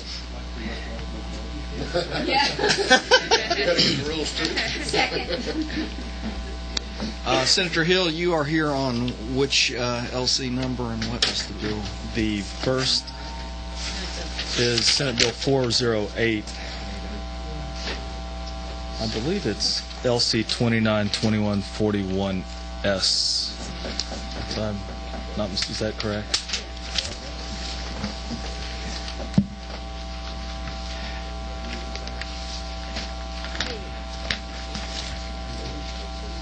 Go ahead. Thank you, Mr. Chairman, committee. I appreciate y'all, the hard work that you do. And I think this might be helpful. Is this bill exactly mirrors Representative Lunsford's bill, House bill? Which the illustrious Chairman Mumford passed out at the meeting. We're so proud of it. And, I don't remember it. And For you. What did I do? Put the or in here? Chairman, if I could say this, if you pass Senator Judson Hill's bill out, I don't have to go up to Senate rules to file before him. File for him. All right. Really appreciate it. I can understand on that. the exact same bill. It's the exact same bill. But he has to go before Representative Earhart. Yes, ma'am. All right. Well, let's get to it. So here we are. This is Here we to are. move out of and here. we've coordinated, and I've been honored to work with Representative Lunsford on this. Same bill we've already passed. Yes. All right. All right. I agree with all of that. Now, is there anybody else wants to speak on this bill? I'm not hearing anybody. I heard a motion and a second. All those in favor say aye. Aye. Those opposed? All right. That's the way to run a committee. All right. What's next? What's left? Okay. We have.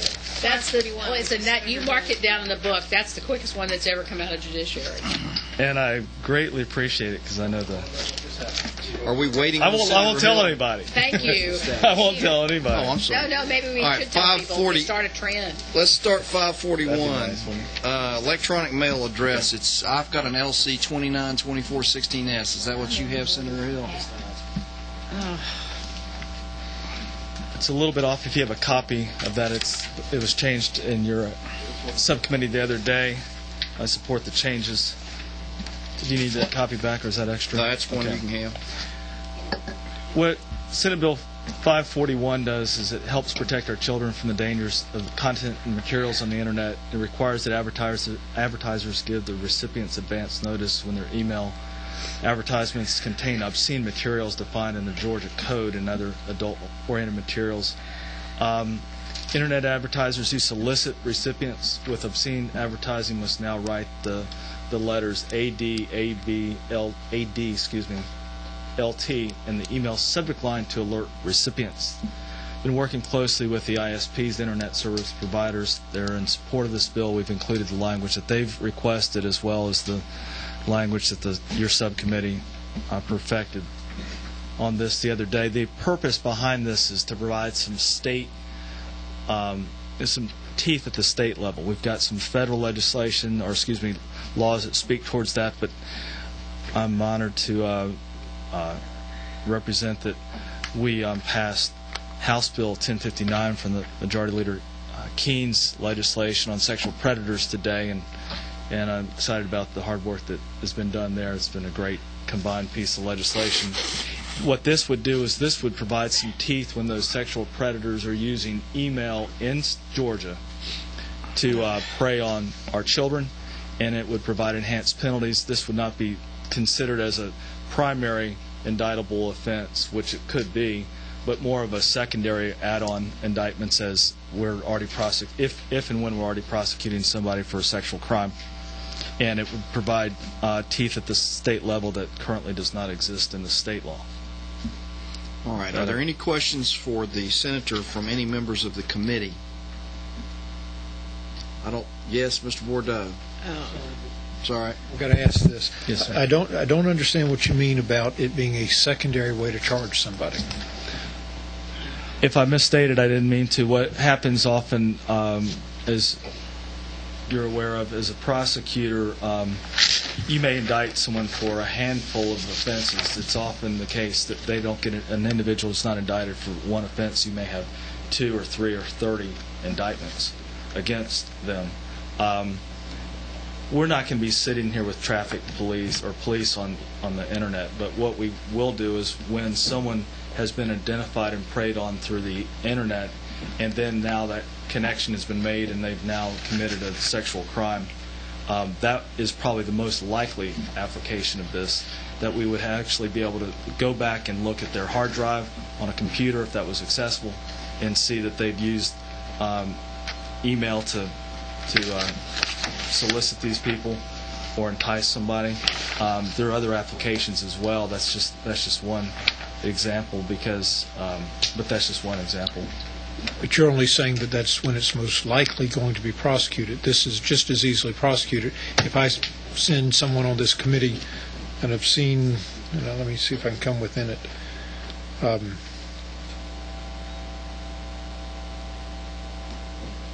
If I send someone advertising material for something that's obscene, basically, and I don't include ADV, ADLT in the whatever it's called, subject line, then I'm guilty of this crime. Yes, sir. And if it's obscene under Georgia law. Okay. And it's not the obscenity that's going to be prosecuted, it's me failing to include this lettering. That's correct. And if, for example, and forgive me for picking you, Chairwoman Cooper, but if I pick you to send this to, and you're offended, she can call the DA's office and have me prosecute it for it. In a certain world, that is true. I think one of the things we did through the sexual predator legislation, we looked at it extensively, as you all know, as a House and Senate. And I trust, and I think we all trust, the system we set up years and years and hundreds of years ago, in fact, and that's we trust the prosecutor to use their discretion. We choose a judge to rule as a judge who's elected, as well as the prosecutors across the state. And we also rely on the jury to also, those three groups that would insulate bad situations. Bad situations can happen. They happen, in any imperfect system. A bad situation could happen, but the likelihood that they would prosecute if I walked in tomorrow or after this bill, if it should pass and be signed by the governor, the likelihood that they would say, great, we've got 5 or 6 instances on your email, and choose to go proceed after that group that sent you that email, if they were to reside in the state of Georgia, it's not someone from California or Germany or England or somewhere. It's pretty low, but it's possible and it's foreseeable. Well, why couldn't she just swear out a warrant on me? You'd have to get the police to actually proceed on that. My personal opinion, since you asked the question, is that we do not go far enough in prosecuting certain crimes in Georgia. For instance, marijuana possession. It's just we don't have a zero tolerance policy because we don't have the resources. Mr. Chairman, if I could ask one quick follow-up. But it's possible to prosecute marijuana. Right. It is possible. In terms of your definition here, what's being prohibited, page 1, line 16 and 17, if I send out, however it would be defined, an obscene nude photo to Ms. Cooper, that, and don't include advertisement adult in that, that's not a crime under this, is it? I've just sent out the photo. It would be if I sent my back.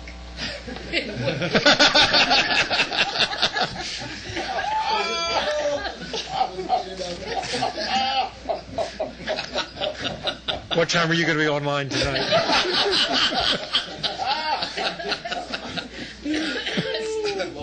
All right, ladies and gentlemen, let's try and behave. Yeah, it's. Is that in the form of a question or statement? No, seriously. If I just send the obscene photo without anything else, yes, sir, is that advertising? Because this only prohibits advertising material, whatever that is. I would defer to a legal, opinion looking at the code, but I don't believe that I think advertising is a solicitation to request a response to do something, maybe, and as opposed to just I send out a photo. That's why we included the words. Well, why? Yes, sir. Why wouldn't you? And I don't mean to interrupt. If I have, I apologize and continue. But is the distinction that if I send out the obscenity, it's not a crime. But if I send out the obscenity with a tagline saying, "For a good time, call my home number," that's the obscenity. Excuse me, that's the crime. Why wouldn't you want to make sending the obscenity without the tagline a crime? I like the suggestion. Your suggestion seems to be is strike the word advertising. Yeah. If that's, yes, sir. I'm sorry, it's not Oh, I'm sorry. Didn't mean to wake you up. I apologize. It's late. We had some questions down here first, Representative Knox. If you don't want to wait for him, go ahead, Representative Knox. No, I didn't see anybody. It was Bearden. Oh, it's Bearden. You want me to ask my question? Let Knox ask his now. I tried to give it to you. Go ahead. I'm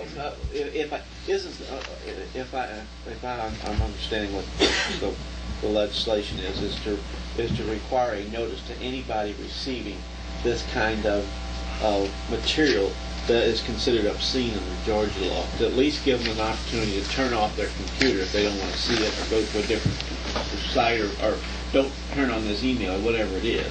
And that's the main thrust of this, is to give persons an opportunity not to see stuff they don't want to see, and what Georgia says is obscene. Yes, Representative. That was my primary motive at the beginning, is to provide notification. As I mentioned, maybe in my opening brief remarks, is to provide notification so that any of us who looked at our email subject line would say, delete. Let's move to the next email. And this is designed, I think, is not to encourage people who might think that they can get by with this as long as somebody's willing to take it, to encourage them not to be sending to people who don't want it, and not, at least we'll have those people not bothered by this matter. That's the purpose behind actually including words in the subject line. Otherwise, I would have just stated it's illegal to send out obscene information across the internet. Yes, Mr. Beard. Hopefully to clear some things up and show you a best case scenario on how this could be used. Police go in, arrest someone for child porn, right, and they seize the computer. And they see this type of material can go out. That's where the secondary would be to an internet, correct? And that's probably where a lot of these charges would be made either. That's exactly right. That's where you would most likely find somebody is through some other investigation. That's where I was really referencing Representative Bordeaux is. Try to give an example when he's not listening, so that's what. But that's where my reference was. Is someone's going in and finding this somewhere else. It's not the little guy on the street who's calling the police. It's the investigation for child porn or whatever. You've got add-on offenses that are actually fairly substantial. But the person would have to come from a Georgia source, because obviously we can't put no jurisdiction on state. Another follow-up? I was just going to say at the perfect time. All right. Mr. Everson, did you have a question? I think we have some drafting problems with this bill that have been brought to my attention. I want you to look at page 1, line 22 through 23. Any person convicted of violating the provisions of this code section, it doesn't say whether it's a misdemeanor or felony, it says shall be fined not more than $1,500 for each such transmission. Well, I don't know what it makes it. For purposes of this code section, each delivery of a message to a prohibited shall constitute a separate offense. C, any person who violates this code section shall be guilty of a felony.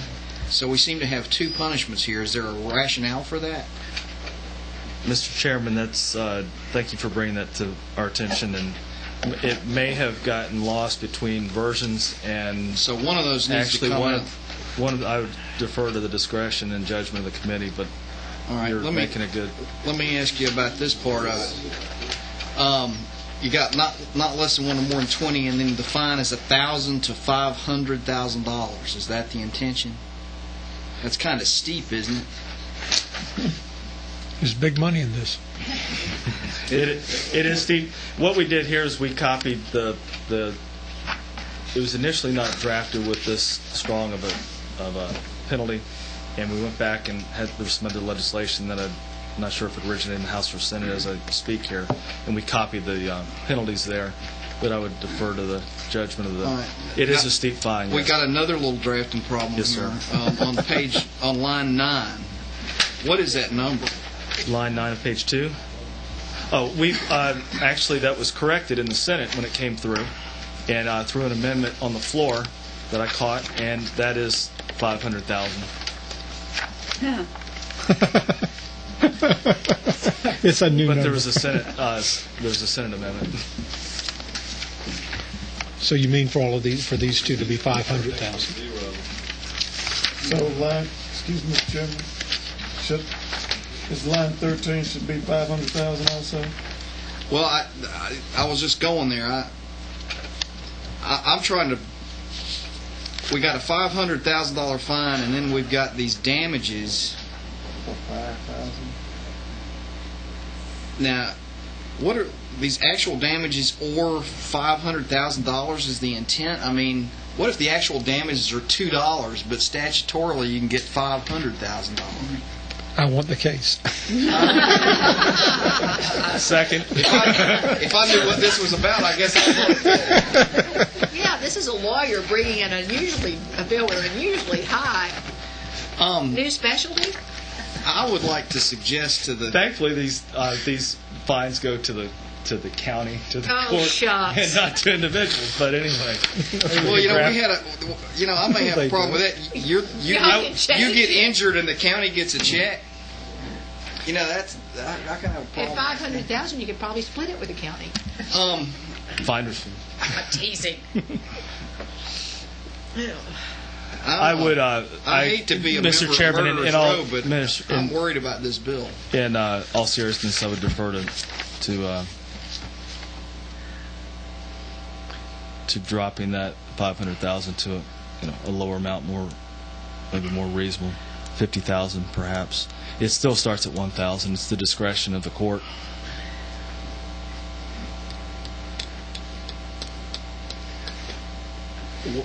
What's the will of the committee?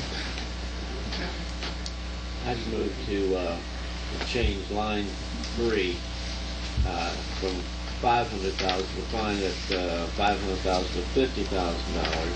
That's the same change on line 9.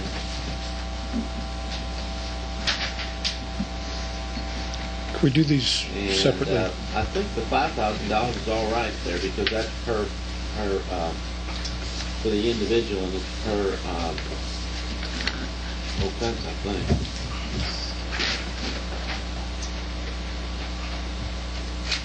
All right, and which are we taking B out on page 1? Yeah. 22 to 24 strike. Delete 7B? Yes. Okay.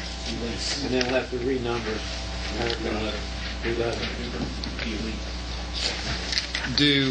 Does the language about each delivery of a message constitutes a separate offense anywhere else, or did we just strike that when we deleted B? Ms. Travis. Thank you. Well, I'm just trying to, when you strike B, there's references to B on page 2, line 11, page 2, line 16. And so, since that's totally gone. Yeah, I guess well, no, if we renumber the paragraph, it's going to refer back to what was C then, won't it? No. No, it's gone. No, B will be that what's the top of the page there then. I'll recognize Mr. Bearden for a suggestion. Since it's going back to subsection B, which is, up to $1,500 for each transmission, we'll just strike after transmission period for the first code section, it's going to replace it. That constitutes a separate offense, and that takes that out, and then you get into the actual code section and show them that's a felony. Will that work? Maybe I was speaking too quickly there. Did you hear what I said, Jill? I didn't understand you. I'm sorry, Representative. I'll speak more slowly. I'm tired. I think that the hour is quite late, and I think that we're all very, very tired. Right. And I think to do a complete rewrite of this bill is really not. Can I see if there's one comment, Macy? All right. On page 1, line 22, subparagraph D. At the end of the first sentence, at the end of the word transmission period, strike the rest of the sentence. And then in subsection 3, we're going into the penalty phase, shown as a felony, not less than 1 year or more than 20, and the fine amount. All right, so Just B. still going back to the, B is now. Jill shaking her head knows to take it out completely. It doesn't work. I mean, I think what you're trying to do is the idea is to manage both the punishment of being a felony and how to divide it up, and then that each transmission is a separate crime and a separate punishment. I think that's what the intent is. I think you're correct. All right. I'm going to recognize Representative Byrd. Mr. Mumford. That didn't help much. I don't think it's on. Oh, it is. Do that again. I'd like to make a motion that we table this. All right. It is late now. Is there any further discussion? There's a motion to table. Is there any further discussion? Hearing none. All those in favor of tabling? Yeah, I do need a second. Thank you very much, Mr. Knox. Is there a second? I've got the discussion. Well, we haven't got a second yet. Okay. Let's see if there is a second. Is there going to be a second to table the bill? There is not. The motion to table dies. Proceed. Thank you. Could I get a clarification from the author about what you mean on page 2 as to who can bring the civil action? You seem to break it down between a person engaged in the business of providing internet access and then an individual who's adversely affected. Why do you have those two categories? A person who's engaged in the business.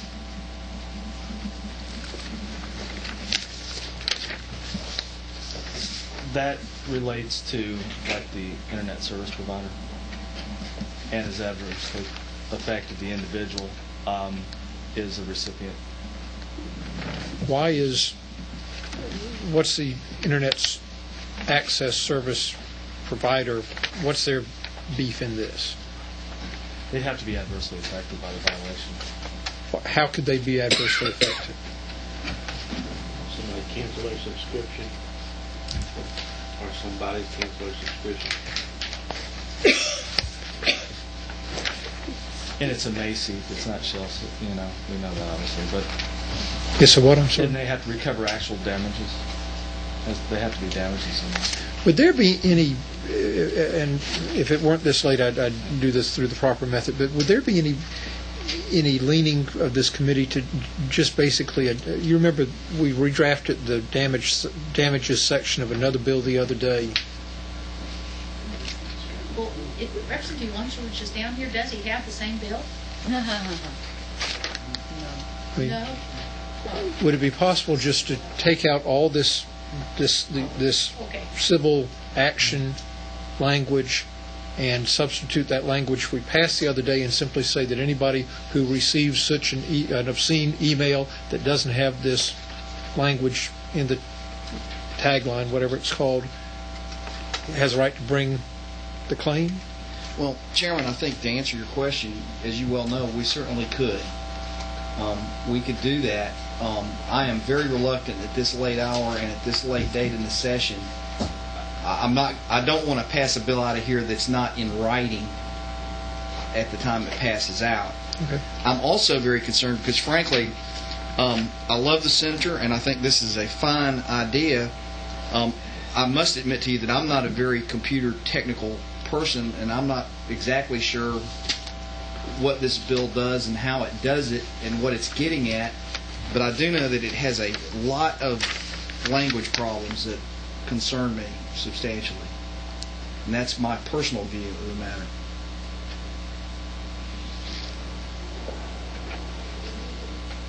Now, do you want to make an amendment? Or? Yeah, I'm on a different aspect of it, but yes, sir. I move to amend on page 1. And Senator, maybe you can tell me if this is acceptable to you. On page 1, delete on line 16 the term advertising. And on line 18, change that where it says ADV:ADLT, change that to adult:MAT. And make it close single quote period, so that what would be in the line would be adult:MAT. Would that be? I would agree to that. You know what? As a First Amendment, well, wait, let's see what happens. In other words, that would be for adult materials. It wouldn't be, we wouldn't get into whether it's advertising or not. If I send you obscene material, I've got to give you notice before you open it and see my bare bottom that it's adult material. May I ask you a question? Yes, sir. If I understood your amendment, you just put a quotation mark around advert, ADV, ADLT instead of a... No. It would be, that line would read, of the subject, line 18 would be, of the subject line R, open single quote, adult, all caps, ADULT, colon, capital MAT, close single quote, period. Which I think would be the proper way to do that. And then the rest of the sentence would be as is printed. Are you suggesting striking from B on down then to eliminate civil penalties also, or are you? I thought I heard you say. No, this is separate. Let's get this taken care of. Right. I'll second that motion. That amendment. So thank you. That motion. That you're striking at the word advertising? Yeah. So I can't send you. If I send you. Okay. What if I? Aren't you? Don't you think that this language has some sort of technical significance, and by changing the language, you're making a substantial difference in the way the computer reads the material? Well, I'm Isn't not. this some term of art in the ADV? Yeah. It's been used in some other states. I can't quote off the top of my head, but I've done a research across the United States, and that's been used in I over think a dozen states. It's as a term of art in ADV. the industry that you can't just change it and start over again. Yes. Yes. We were talking about commercial electronic mail. How's this differentiate with federal language? Because there is federal law on this. The federal law lists either M or AO. In the subject line. AO stands for adult. Couldn't send any of them. And M. I'm sorry. Off the top of my head, I have some notes on what that stands for.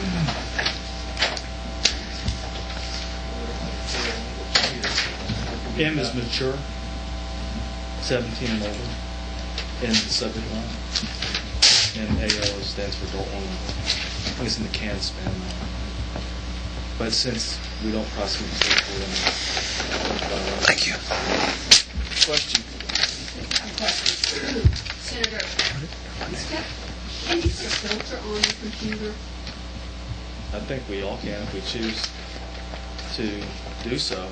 It depends on the level of the filter. So if we put a filter, if we choose to put a filter on my computer, then all this would be blocked out anyway? Boy, am I glad to see you. I hope we treated you with the honor and respect that you deserve. It was a mixed reception, as a matter of fact. Uh-oh. I need to have a... This has been unmixed. Y'all through talking about this one? No. This is the second one, Mr. Chairman. Y'all have done a wonderful one first.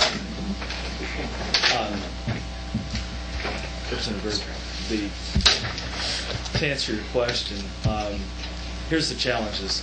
The person who's sending that, even though I can filter it out, filter out all sorts of things, we probably are familiar with some of those filters.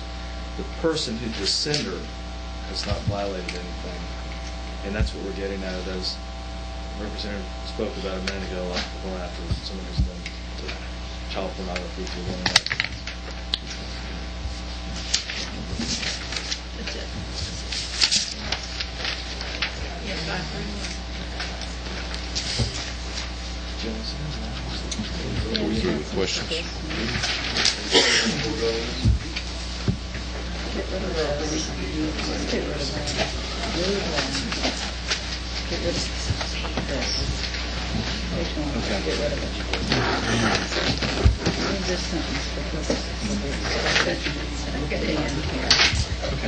Come here, we really will.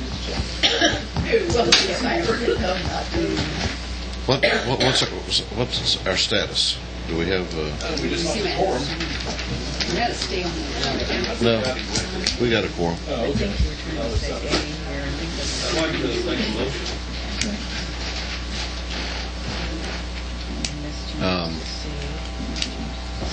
What's your motion? I'd like to move to pass by substitute with Bordeaux and the Knox amendments. We don't even have the voting on.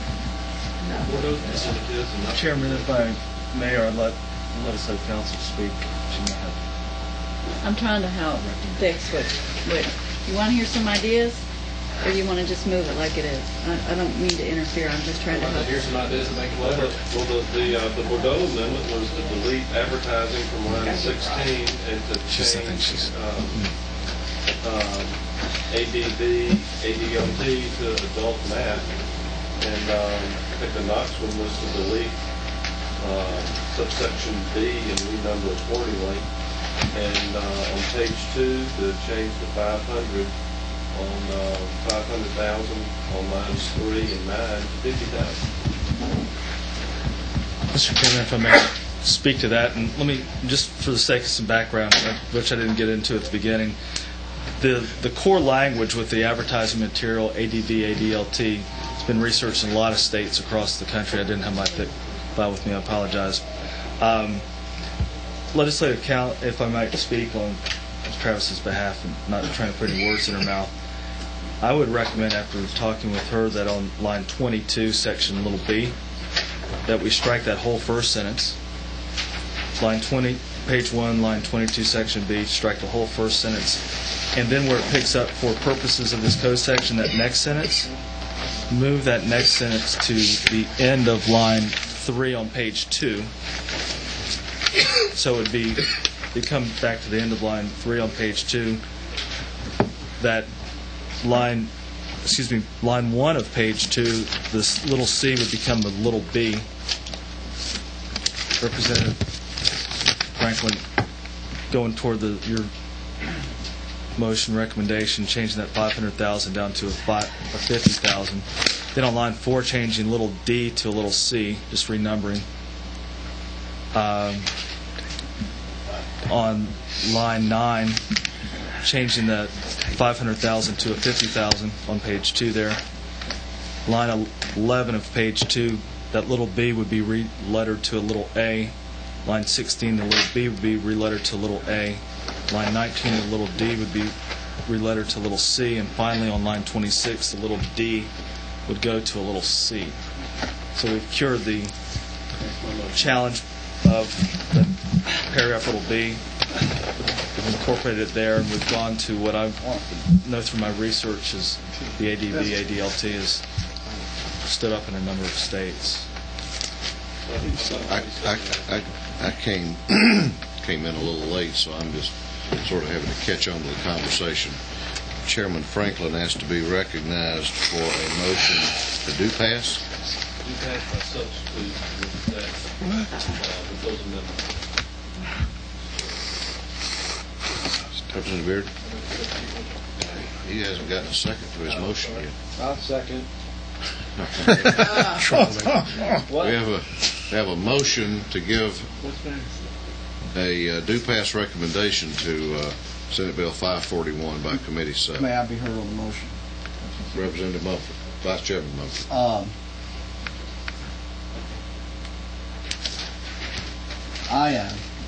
We've been down here about it seems like an hour, about 35 minutes trying to pound a square peg into a round hole. And I would ask the members of this committee to not pass this bill out. I don't think it's ready. So I would ask you to defeat this motion. I think this bill needs to be tabled. Did you want to be recognized? Yes, sir. For what? For a motion. Substitute motion. What's your motion? With all due respect to Senator, make a motion that we table this. Well, I know how the way you did it while You want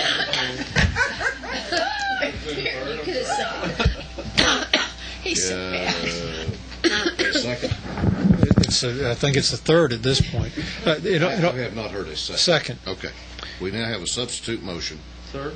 Well, he made one and he made one, so I figured the two motions counted. Lay Senate Bill 541 on the table. Did you want to have discussion? I just want to say I don't know if I hope this will pass. I mean, no disrespect to the senator by supporting it, but we're talking about a felony that carries a fine of $500,000, I think, civil penalties about something that's very serious, and while it may just be used as a secondary type of prosecution tool, it may also get someone in trouble for sending me an obscene message that I'm offended by, but they didn't mean any crime by. It needs more work. I'll support you. I'll try to help you with it, but it ain't ready tonight. It's not going to be ready tonight, and I hope we'll table it. Is there further discussion on the substitute motion? Hearing none, the chair is going to call the question on substitute motion. All in favor of laying Senate Bill 541 on the table, please indicate by raising your right hand. That's my vote. I know. Did he count me? I hope count not. me. All opposed? Appears that the motion has prevailed, 7 in favor and 2 in opposition. We'll have further discussion, Senator Hill. Thank you, Mr. Chairman. 1 for 1. I'm happy to. The Braves would give you a bonus for batting 500. I think that you have learned a lesson not to be the last person at the last meeting. Friday night. On Friday night when About we're to all cause y'all dead. to be in recess and be have to stay so long. Thank you very much. That's completing the business. Appreciate we it. stand. Oh, man, just a moment. We're going to be adjourned, but don't leave.